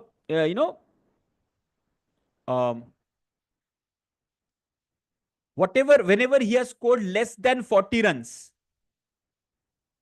Okay. So he has got 36 innings, right? 36 innings, he has got less than 40 runs. So what they have done, how many matches he has scored between 0 to 10, between 10 to 20, between 20 to 30, and between 30 to 40. Okay, so these four categories he has created, and they have observed that between 0 to 20, okay, Mike is out 83.3 times. And that is the revelation for them. That means Mike is getting out, okay, 52% of the times between 0 to 10. Okay, that means he's not settled down and he's throwing his wicket away. Yes or no? And between 10 to 20 times, he's getting out 11 times. That means when he's not yet settled down, he's throwing his wicket away. That we can conclude out of this. So between 0 to 20, so this much, these two categories, 83% of the times Mike is getting out. And this is the most important time. So that means initial phase, if Mike can survive, then he can make some better score. But initial is very, very important. Yes or no? Are you clear with this? Just type yes in the chat box. Ye clear hai? So now you can innovatively make use of Pareto analysis. Okay. So this is very innovative. Clear? Yes. So initial stage is a challenge. Now I remember on this point, I remember a very famous quote from Sunil Gavaskar. Sunil Gavaskar once said that, now remember this, if you are a cricket lover, you will really resonate with what he is saying. Okay. Let's say there are two batsmen. Remember this. You are facing the first ball. First ball is a very, the most challenging ball delivery is the first ball, because the ball is swinging, okay, naturally, and you are not settled. Your eyes are not settled. Your feet are not settled. Hand-eye coordination is not done yet. When you are facing the first ball, what Sunil Gavaskar used to say, if you are edging the ball and that ball is going towards the wicket keeper and you are getting out on the first ball. Now remember this statement is very powerful. If you are a cricket lover and you understand cricket, against a person who is facing the ball and he is missing the ball, but the second person is not out, the first person is out. Are you clear with this? Have you understood the scenario? Two batsmen are facing the first ball. The first batsman has nicked the ball, has edged the ball, and the ball has gone to the wicket keeper or the slip cordon and is out, caught behind. Second batsman, he has also faced the delivery, but ball has missed his edge. He's not out. Who is better batsman? Type in the chat box. Who is better batsman? First batsman or the second batsman? A tricky question. First batsman or second batsman? None of them. Second, first. Between them. Okay. Between these two. First batsman is out first ball. Second batsman is missed the ball. Okay. Yeah. According to Sunil Gavaskar, see, the records will show the first batsman out on 0. The second batsman still survived. But according to Sunil Gavaskar, the person who is connecting the ball, even though it is the edge, who is better than the batsman who has not connected the ball. Have you understood the slight difference? There's a very slight difference. There's a very subtle difference between these two. Okay, edging the ball and not edging the ball. The first batsman who is always better because he has gone close to the ball better than the first batsman. Of course, he has lost his wicket. That's the second point. But according to Sunil Gavaskar, the first batsman is always better. But unfortunately, he loses his wicket. Anyway, coming back to this point, for Mike, we have to focus on the initial part. That is the main agenda. Clear, everybody? Just type yes in the chat box. This is just I remember this and I shared this. Okay. Now they're going for the second level of Pareto. Now, what is second level and what is first level? Let me explain you that. Okay. For example, before going into the details. For example, let's say if I make a Pareto of um, let's say, okay, Pareto of uh, home expenses. Okay, home expenses, or okay, our domestic expenses, our household expenses, let's say. Okay, so what will come in that Pareto? Type in the chat box quickly. उसमें क्या क्या आएगा? What will come in the household expenses? Type in the chat box quickly. If I draw a Pareto of this, okay, it will look like this, right? Yeah, so it will be groceries, it will be the, the medical bills, travel expenses, the school fees, all these things will come, correct? Let's say groceries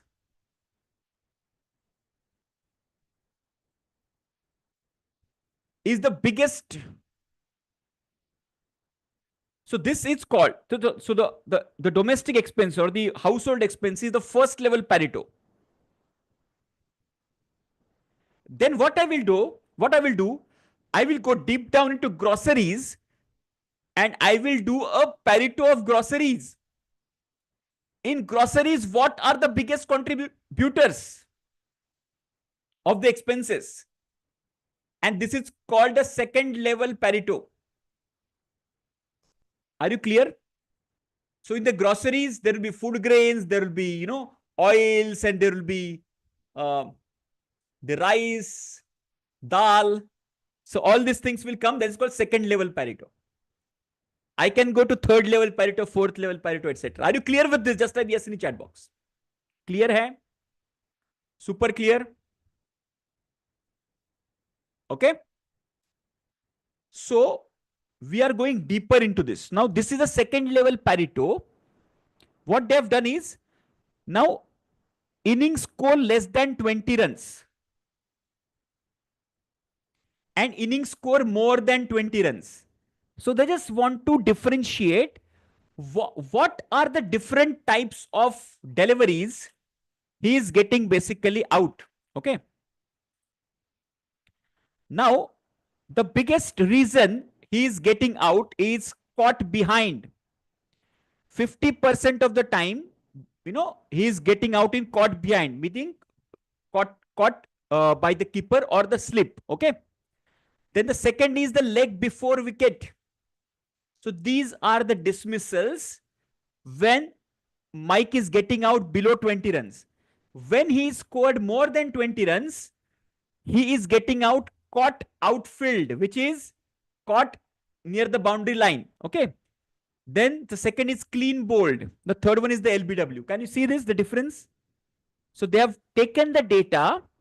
What are the dismissal types for Mike below 20 runs? And what are the dismissal types for Mike when he scores above 20 runs? And they have found out below 20 runs, caught behind is the dominating factor.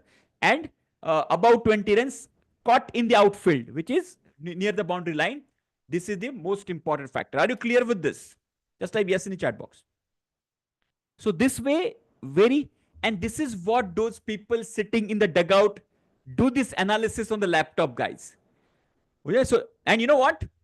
This data analytics in these kinds of IPL tournaments, etc., or ICC, BCCI, in the cricket and all the games, actually, these kinds of data analysis, basically, the demand has grown multifold. Okay, so you can also provide these kinds of services to these, as a professional. All right. Now going deeper. Now caught behind, it is going third level Pareto. Now here, what is the type of stroke? See, different angles they are basically exploring. So Pareto can be used in different ways. So what kinds of strokes he is basically getting out? So there are two types of stroke. One is attacking stroke and a defensive stroke. Okay, defensive meaning the blocking. You just are blocking the ball. That is called a defensive stroke. Attacking meaning you are playing a shot. You are attacking on the ball. It's called attacking. Now, when he's attacking, making shot attacking, he is getting out 66% of the times. When he's attacking on the ball, he's getting out 66% of time. When he's defensive, he's getting out 33% of the time. Okay. So they go deeper into the attacking mode. What kinds of shots he's playing and getting out when he's playing attacking shot. They found out that the hook shot or the pull shot, okay, hook shot or the pull shot or the uppercut. What is uppercut? If the ball is a little on the, on the shoulder, you're just guiding that ball towards the third man region. What? It's called the uppercut. Okay. So these two, just a second. Yeah. These two are the main two shots Mike is playing frequently and losing his wicket. Are you clear? Just type yes in the chat box. Yeah, the clear hai. So attacking shots he's playing more and losing his wicket. And in attacking shots, which shots he's playing? Pull shot and the uppercut. Clear? Just give me yes in the chat box. If the people who are not understanding this, it's okay. But the people who love cricket, they can correlate with this, a little more. Yeah, the clear hai. Just give me yes in the chat box. Super, super. Now,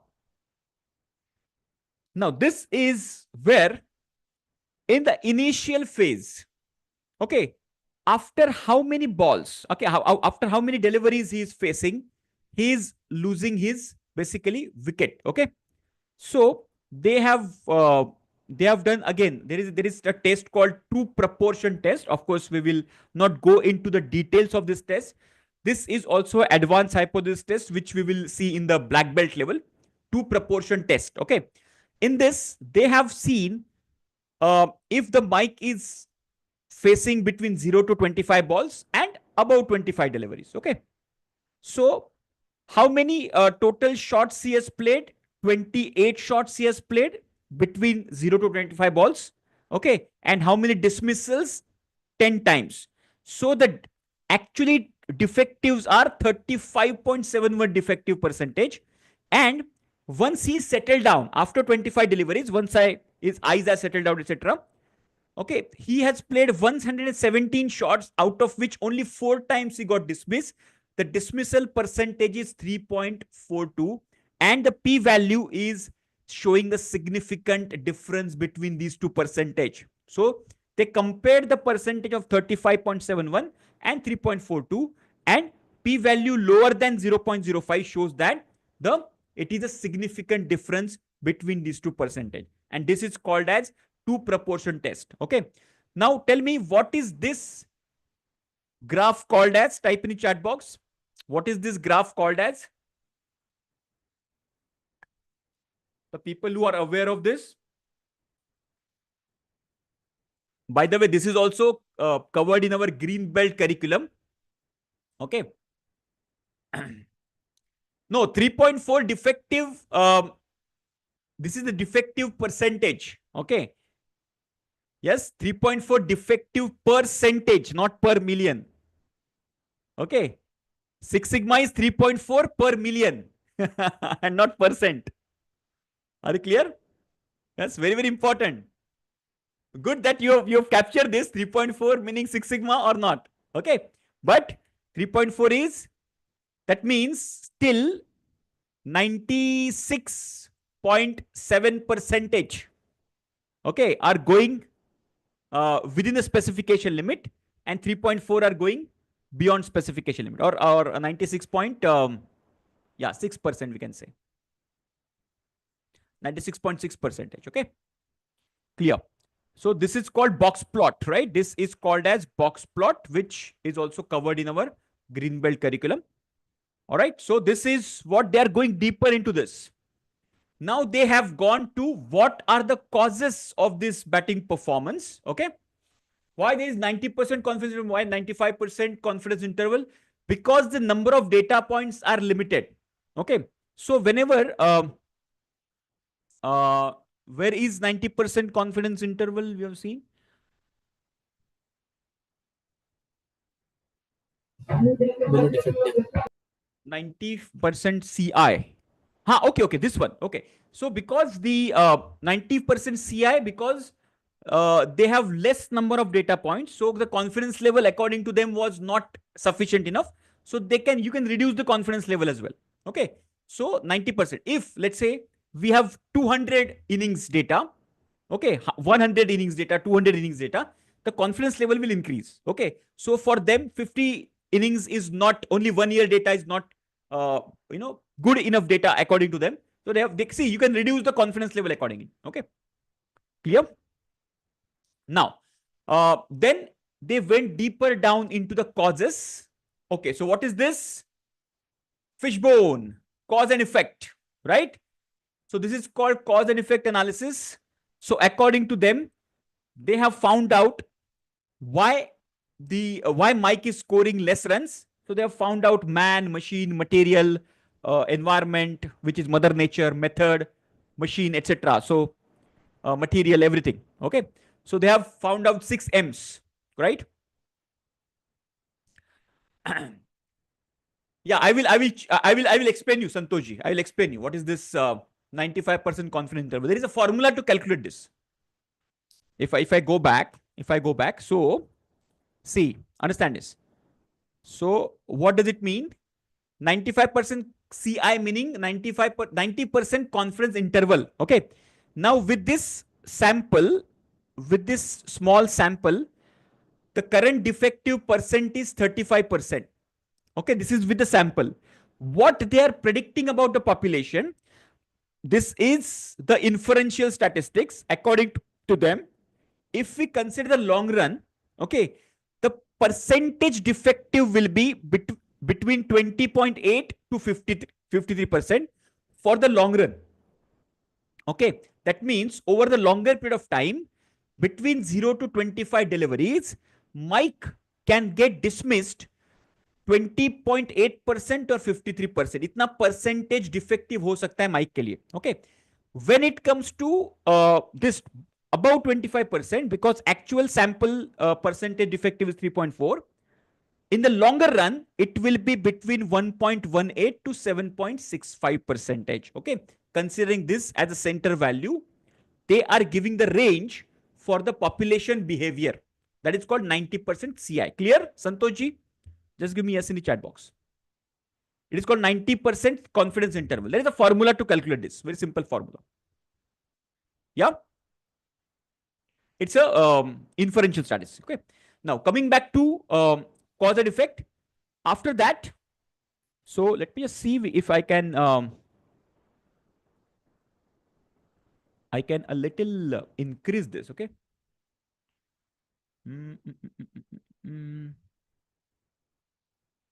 increase कर सकता हूं लेकिन वो भी readable नहीं है actually. See, let me just share with you. Let me share with you this. See if this is readable. Okay, now just try to read this. In the machine type of bat. Now the red ones are the critical ones. Okay, the type of bat, type of ball. Type of ball meaning the red ball, the white ball. Okay, there are different types of balls, right? The protective gear, like with helmet, without helmet, they are protective gears, right? Use of decision review system. Is Mike taking help of the machine, which is the decision review system? Let's say lot of batsmen, the moment the decision is take, okay, the caught behind or the LBW, they immediately take the review because they know that their wicket is very important. Correct? So is Mike taking help of that? That is something. Then methods may batting position, bowling style, the batting style. I will elaborate on that. Then the material, pitch condition, outfield condition, whether the fast outfield, slow outfield, etc. Environment, is it a what is it? Match timing, batting innings है लगता है ये. Weather or batting innings. So these are the batting innings meaning the first inning or the second inning. Whether you are batting first or you're batting second. Okay, that also plays an important, because some batsmen are natural to absorb the pressure and score better, right? So some of the best finishers in this game, like for example, Mahendra Singh Dhoni is one of the best finisher. So he will be in the second innings, he will be better, okay, performer. Even Virat Kohli is also a very good finisher. So the second inning, he will score better. Australia, there was Michael Bevan, who was fantastic finisher. So the second inning, he used to score, better. So the batting inning first or second, that will also plays a role here. So let me go back to the original one. Full screen mode. Okay. So once this is done, then impact on the batting. So they have taken 1-1 cases and they just went ahead and go deeper. By the way, are you yeah, chase is better, exactly. So are you enjoying this discussion just like yes? So how you can use the statistical tools, data in actually going deeper and analyzing the problems and finding out the problem. Are you enjoying this, by the way? Just type yes or no in the chat box.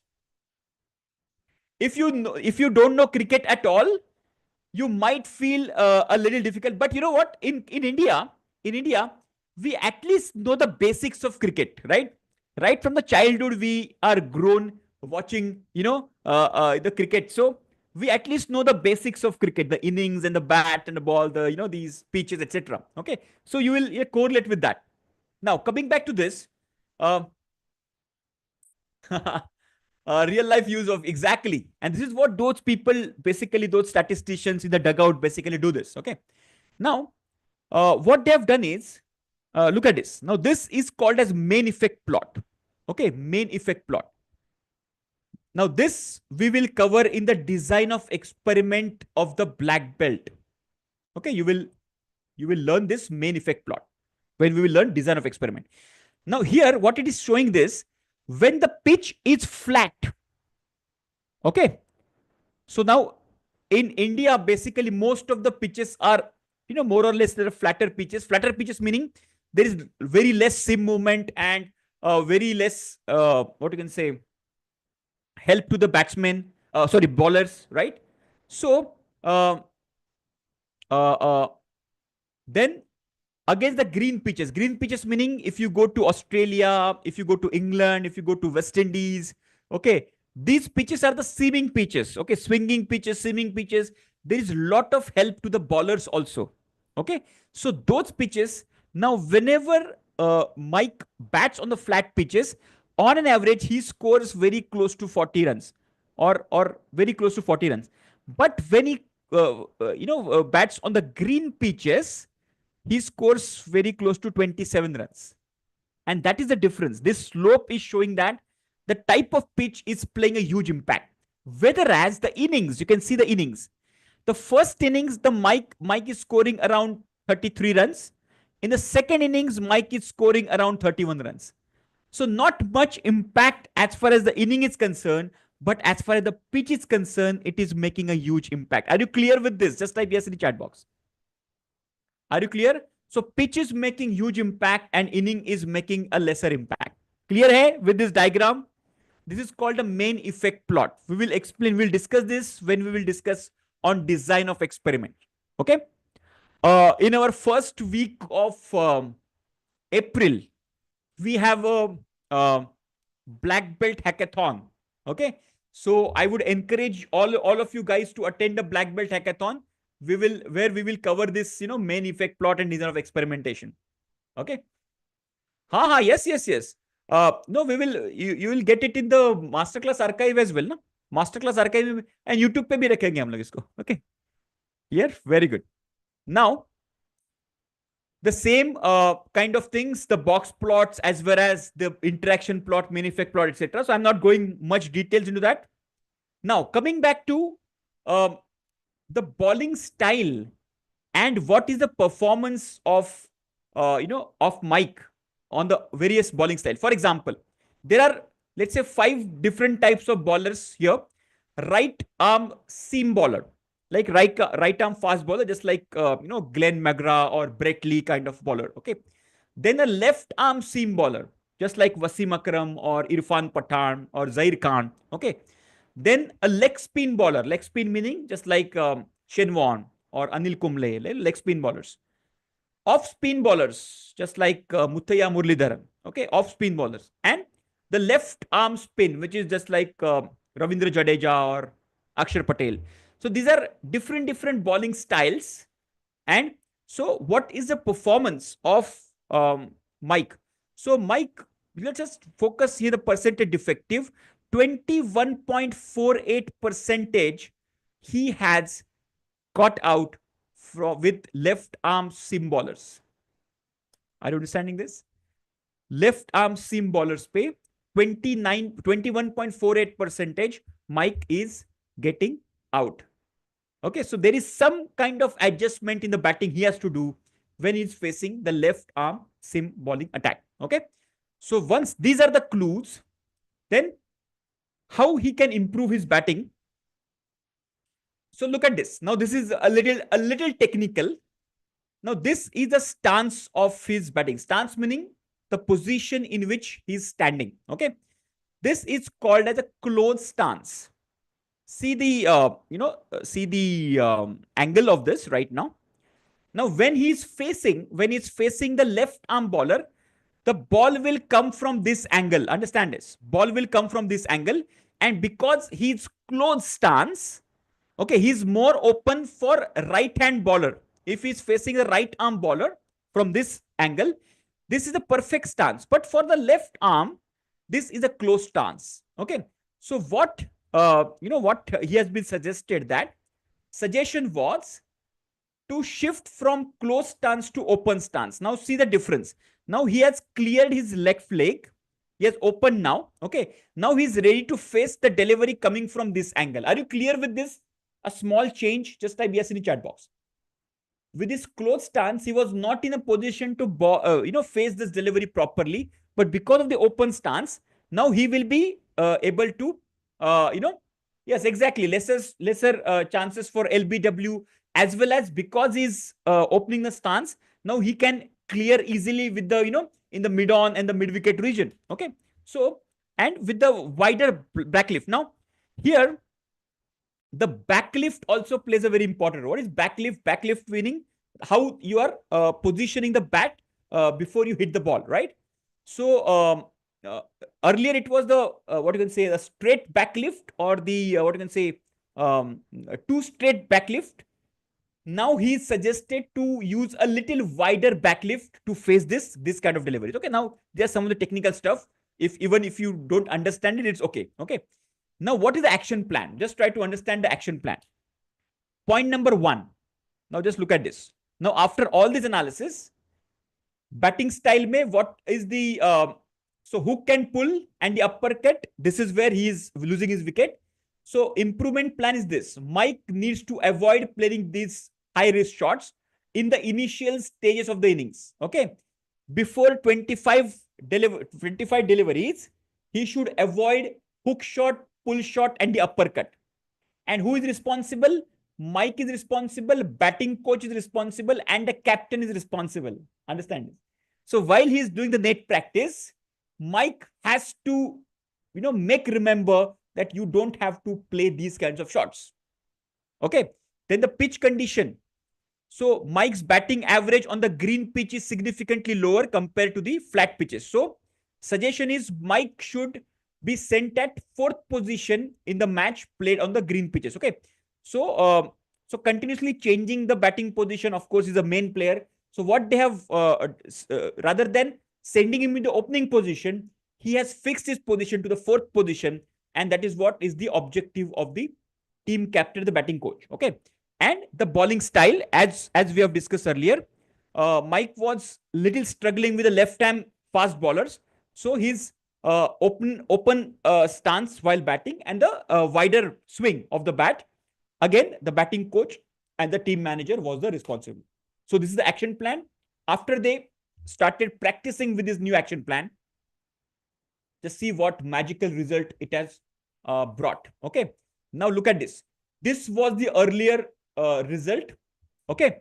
Then after improvement, you can see here, when we started our project, it was 32.52. After improvement was implemented, the average increased to 49.32. Understand this? Now see the difference. The median was 15 runs. Now the median also has come very close to this. Now you will see earlier was a little skewed distribution. Now it is arriving to the normal distribution. Are you observing this? Just type yes in the chat box. This is the comparison between before process capability and after process capability. Are you observing these two? Fantastic. Now his batting average has increased from 32.52, and see in the normal distribution, mean, mode and median will be very close to each other and they will be in the center. Okay. Wherever in the skewed distribution, they will be a little distant from each other. Okay. Clear? Very good. Now let's see what is the difference. Now here in the measure phase before improvement, and this is after improvement. Okay. So the mean has improved from 32 to 49, median from 15 to 46. Standard deviation has not much improved. Standard deviation ideally should be reduced. But anyways, standard deviation वैसे ही है. 50 innings played, 28 innings played. Defective is 36. यहाँ पे 12 innings defective. Defective again, less than 40 runs. Okay. So DPMO obviously from 7,20,000 to 4,28,000. Of course, the DPMO has reduced, and sigma level from 0.9 has increased to 1.68. Okay. Now, in the measure phase, the 72% were defect. Okay. Now the target was 50%, and in the improved phase, they have reached to 43%. Okay. That means from 72% losses, they have reduced to 43% losses, and it is a clear cut. So they have surpassed their target level. Target was 50%. That means out of 100 matches, 50% they will win, 50% they will lose. Earlier, they were losing 72% matches, but now they have started losing 43% loss matches. That means they're winning 57% of the matches they have started winning. That means it's a clear-cut indication of the improvement. Okay. Matches won 54%. That's what I said. 54% matches have won, and earlier it was 36% matches. Okay. So the hypothesis was the Mike's average will increase the percentage victories, and it was exactly happening. And the same things they would have done for Virat Kohli, the same thing they would have done for Rohit Sharma when those people were struggling for the matches. Okay. So this is the insight. The same thing you can do for the bowler. Same thing you can do for any of the game, by the way. But you should be expert in that game to use these kinds of tool. Okay. So your game knowledge as well as your statistical knowledge, if you can combine, then you can create similar kind of magic. Clear? Just type yes in the chat box. Are you clear with this case study? Just give me yes. So in this case study, what we have seen is there was one team. That team was struggling for the matches, victories, and Mike, their champion player, was struggling for the innings runs. And through this Lean Six Sigma, project case study, those people identified the root causes, worked on the root causes, and they found the results. Okay. Similarly, in the real case studies also, we can find out the causes and the root causes, and basically create similar kind of magic. Okay. Super. Amazing. So before we close the session, I have a couple of tips for you. As far as I committed to you, I will give you some tips on the leadership skills as well. Okay. Yeah. Before that, something very important I want to share with you guys. I hope everybody is aware before I go to the, everybody is aware about the special bonus offer, which will close at 31st of March. Yes. Everybody's aware of this offer. If you refer to your colleague, if you refer to your friend, okay, you will get 40% referral bonus. You have got two, Sundays left. One is on 23rd, second is on 30th of March. Okay. So this offer will be closed on 31st of March. So better you can take the direct admission to your colleagues or friends or family members or, your whoever you want to refer. You can send them to the Sunday session, and they can go through the session and take their own decision, or you can explain them your experience and help them to take the admission. Whichever ways you will get 40% referral bonus. Okay. And if you take 4 references, if you complete 4 referrals before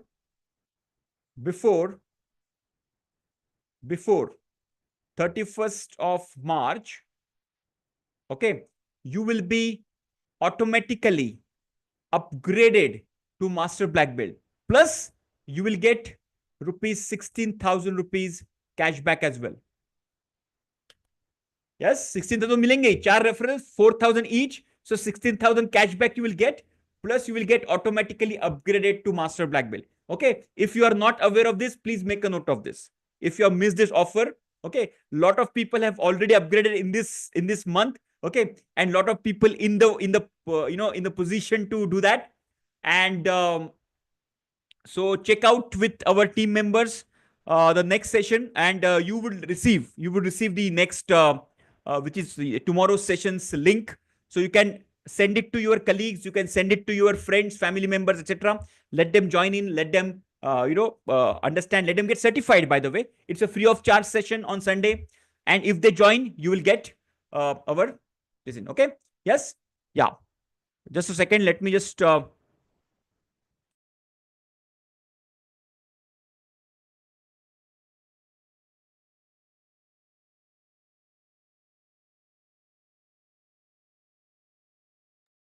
yeah, I will share the link. Okay. And the people who are interested to contribute to this and contribute to your, so this is okay, so you can fantastic. Okay, so you can just check out on this WhatsApp number if you want to refer somebody, if you want to want more information on this. By the way, we will share to everybody. Okay, tomorrow's link will share to everybody so that you can forward it to your colleagues and team members. Okay, yeah. What are the benefits of certified OPEX consultant?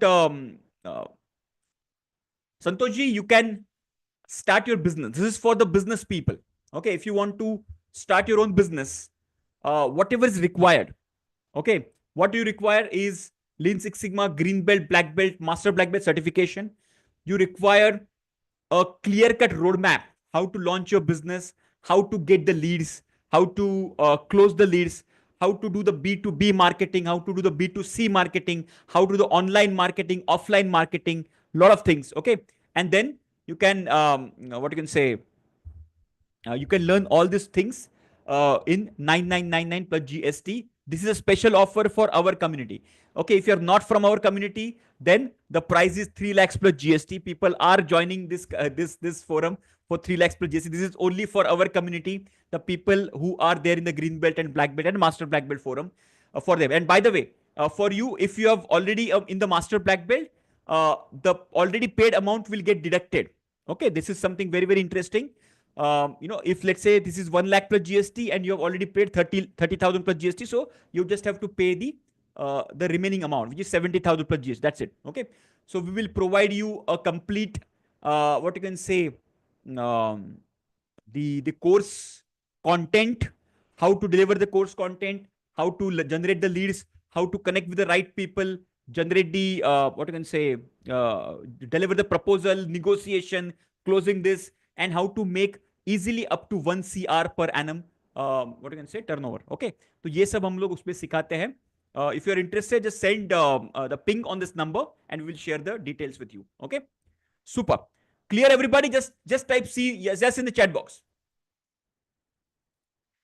Searching the job, first of all, complete your certification, Sanjana ji. Okay, complete your Green Belt, Black Belt certification. Okay, if possible, if you want to upgrade to Master Black Belt, do that. Once you complete that, then you can start searching for the job. And keywords will be Lean Six Sigma, what you can say, Lean Six Sigma certified, OPEX consultant. OPEX is operational excellence, okay, or business excellence. That also you can search. Lean Six Sigma or only Lean or only Six Sigma.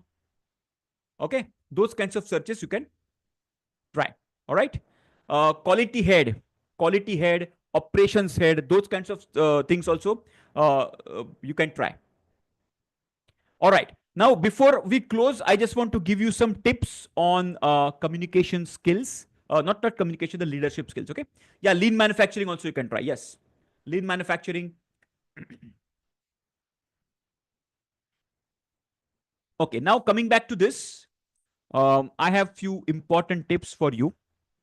Now, whenever it comes to leadership, leadership is all about. I'll give you 3 to 4 important frameworks today, or tools maybe, or tips. You can say strategies or tips, whatever. Okay. For a leader, leader is all about leading the team. It does not mean you have to be a CEO of the organization or a managing director of the organization, owner of the organization. Does not mean you're a leader. Okay. Leader meaning even if you have a small team of 2 to 3 people, still you can lead that team effectively. Okay. So according to me, uh, my experience I'm sharing with you, what I used to do. See, when I started Sparan and Gavin, as a co-founder, I started this company. Before that, I was vice president, leading more than 10 to 15, full-time consultants under me. Okay. So whatever strategies I have used there, I'm just sharing these strategies. Okay.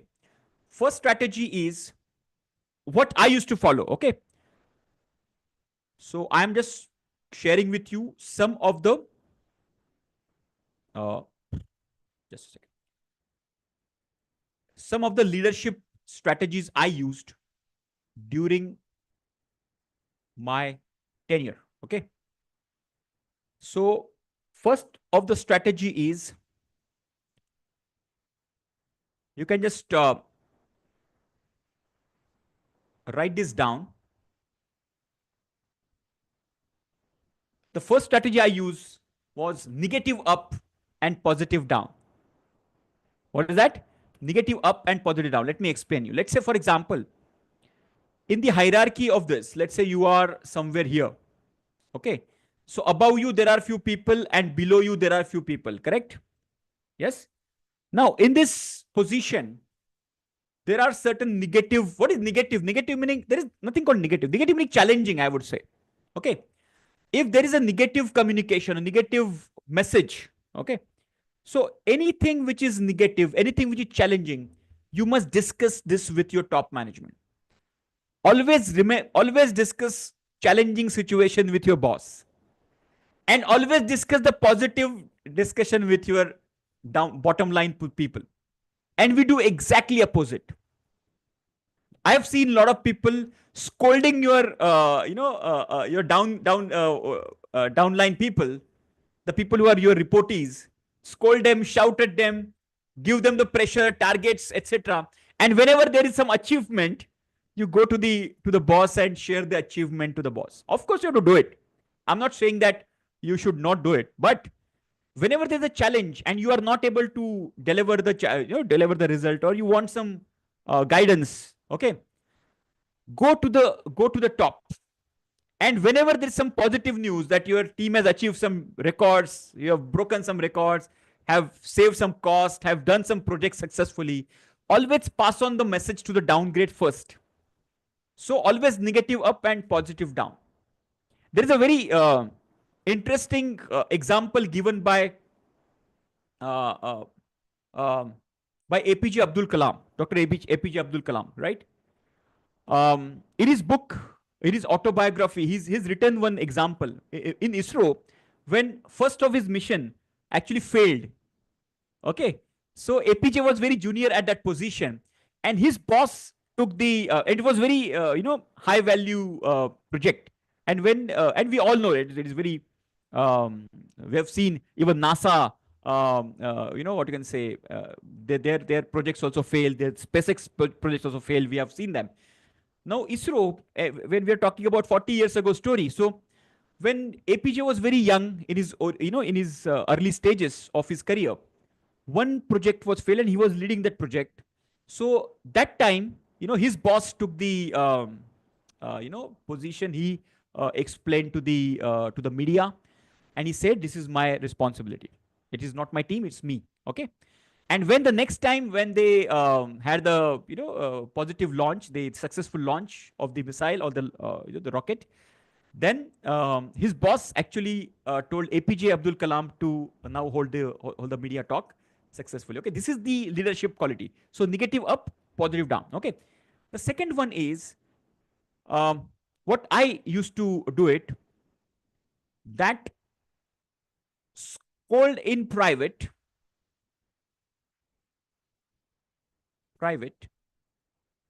and appreciate in public. In public. A lot of people do exactly opposite to that. Yes, scold in private, appreciate in public. What does it mean? Let's say somebody in your team has done a fantastic job. Appreciate the person in public. Call everybody and let everybody applaud for the person.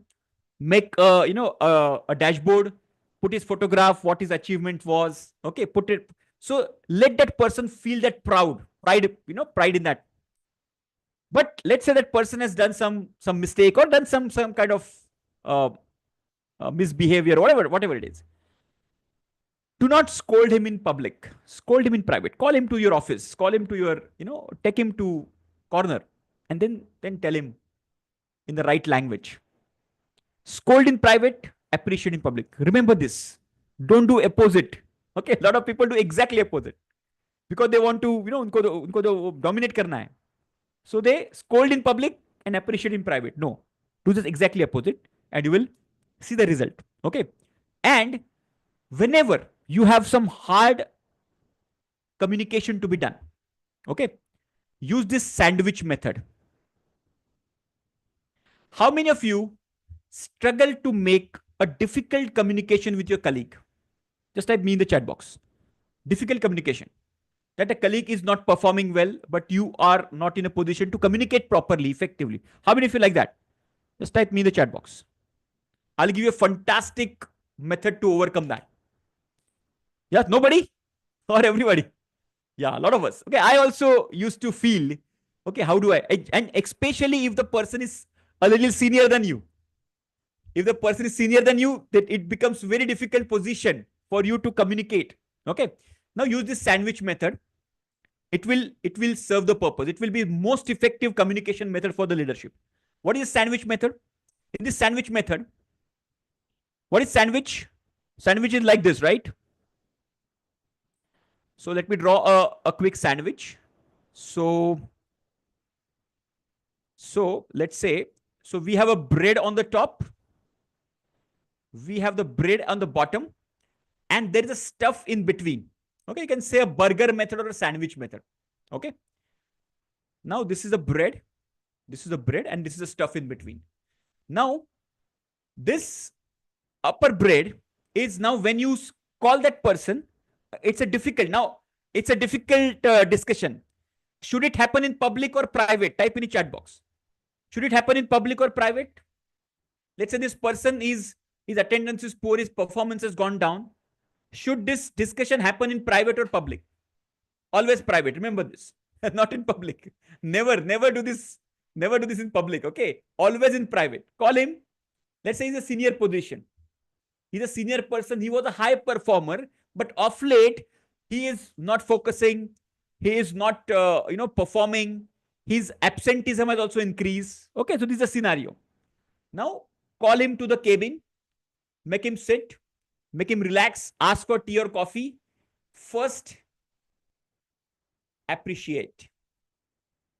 Now, tell me on what point you can appreciate him. Type in the chat box. Think about it. Now, I have already given you you are the team leader, and in your team, there is a senior person. Even he's senior than you as far as experience is concerned. He's not performing well. Nowadays, he's not performing well. But now you have to give him the feedback. Now, first you have to appreciate. So what we will appreciate for? Performance, his past achievements, his seniority. Yes, you can appreciate. Right? Early, yes, exactly. Earlier prospects, yes. tell about his senior leadership. Okay, you can tell him that you have learned a lot from him. Correct? Yes. So always open the conversation on a positive note. Remember this. That is appreciation. Then comes the real stuff. Okay, here what you will open up. But of late, we have seen your performance is going down. Your attendance is also not up to the mark. You know that we need at least 80% of the attendance. But now you are falling below 70%. Your focus is also not there. And the team under you is also not performing very well. May I know the reason behind it? Now you have to be very assertive, and you have to be telling him with the truth. Show some data, show some facts. This is before and this is current performance.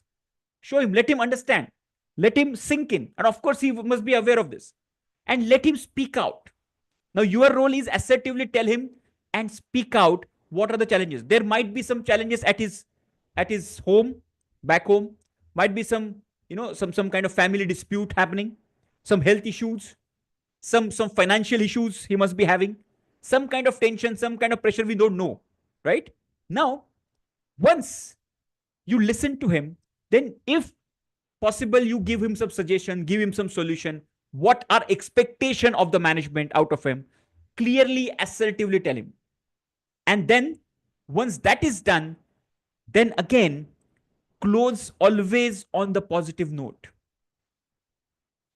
What is positive note? So the bottom layer of the bread is always the positive note. Like, now we want you back in form, because your performance is the team's performance, and it will impact our departments or our company's performance. And you are the high performer, and people look up to you as high performer, and we want the same delivery again. Okay, give him support, give him some counseling. If required, give him some assistance, or maybe whatever you can, suggest him, or support him, whatever is required. It can be emotional support, it can be a financial support, it can be a what you can say, if let's say, for example, there is something going some relationship issues. Okay, if you know a good counselor who is a good counselor in this format, just suggest him. Okay, let him take some counseling, let him take some consultation with them. Okay, and let him come out of it, and slowly, so that let him feel that you are supported. That person is supported. Okay, he's not alone, and he's not, so this is the leadership quality. And once this is done, always end it on a positive note that, we are expecting you coming back very fast, bounce back. Okay, give him some example of your own that, you also had similar kind of experiences, but you bounce back again. Okay, and always end it on a positive. So appreciate, then the hard stuff, and then end it on a positive note, and then you take him, to the position. And now, while in this, after this conversation, now this is very interesting. Huh? Always come out of the cabin together. Do not ask him to leave alone. Come out of the cabin together. Just hold, pat his back, and if possible, okay, if that person is a female person, okay, just come out on the, if you are sitting in the cabin, just come out together, and then put it on the appreciable note, shake hand, and let that conversation end. Try this method out. We have seen a phenomenal result with this simple sandwich method. Appreciation, hard stuff, positive note, come out, greet, and then part away. Use this method and tell me the result after this, and you will find so much of relief, and you can use it anywhere. Okay, always remember positive, sandwich, and positive. And if you remember this, then you can become a fantastic communicator, a fantastic leader, which will be remembered for a very long time. Okay, that's it from my side. I just wanted to convey some of the tips I used to use during my, my days of employment earlier. Of course, today also I'm using the same tips and techniques and strategies, and I want you guys also to practice this. Okay, so on this note, we'll end this session. Any question, by the way? If you have any question, you can just raise your hand.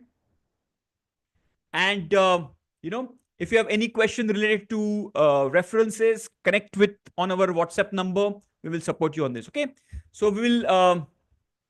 Thank you very much. Okay, Bye bye. Take care. Keep learning. Keep growing. This is Dinesh Patil signing off. We will connect again on Monday with some new topic and the same.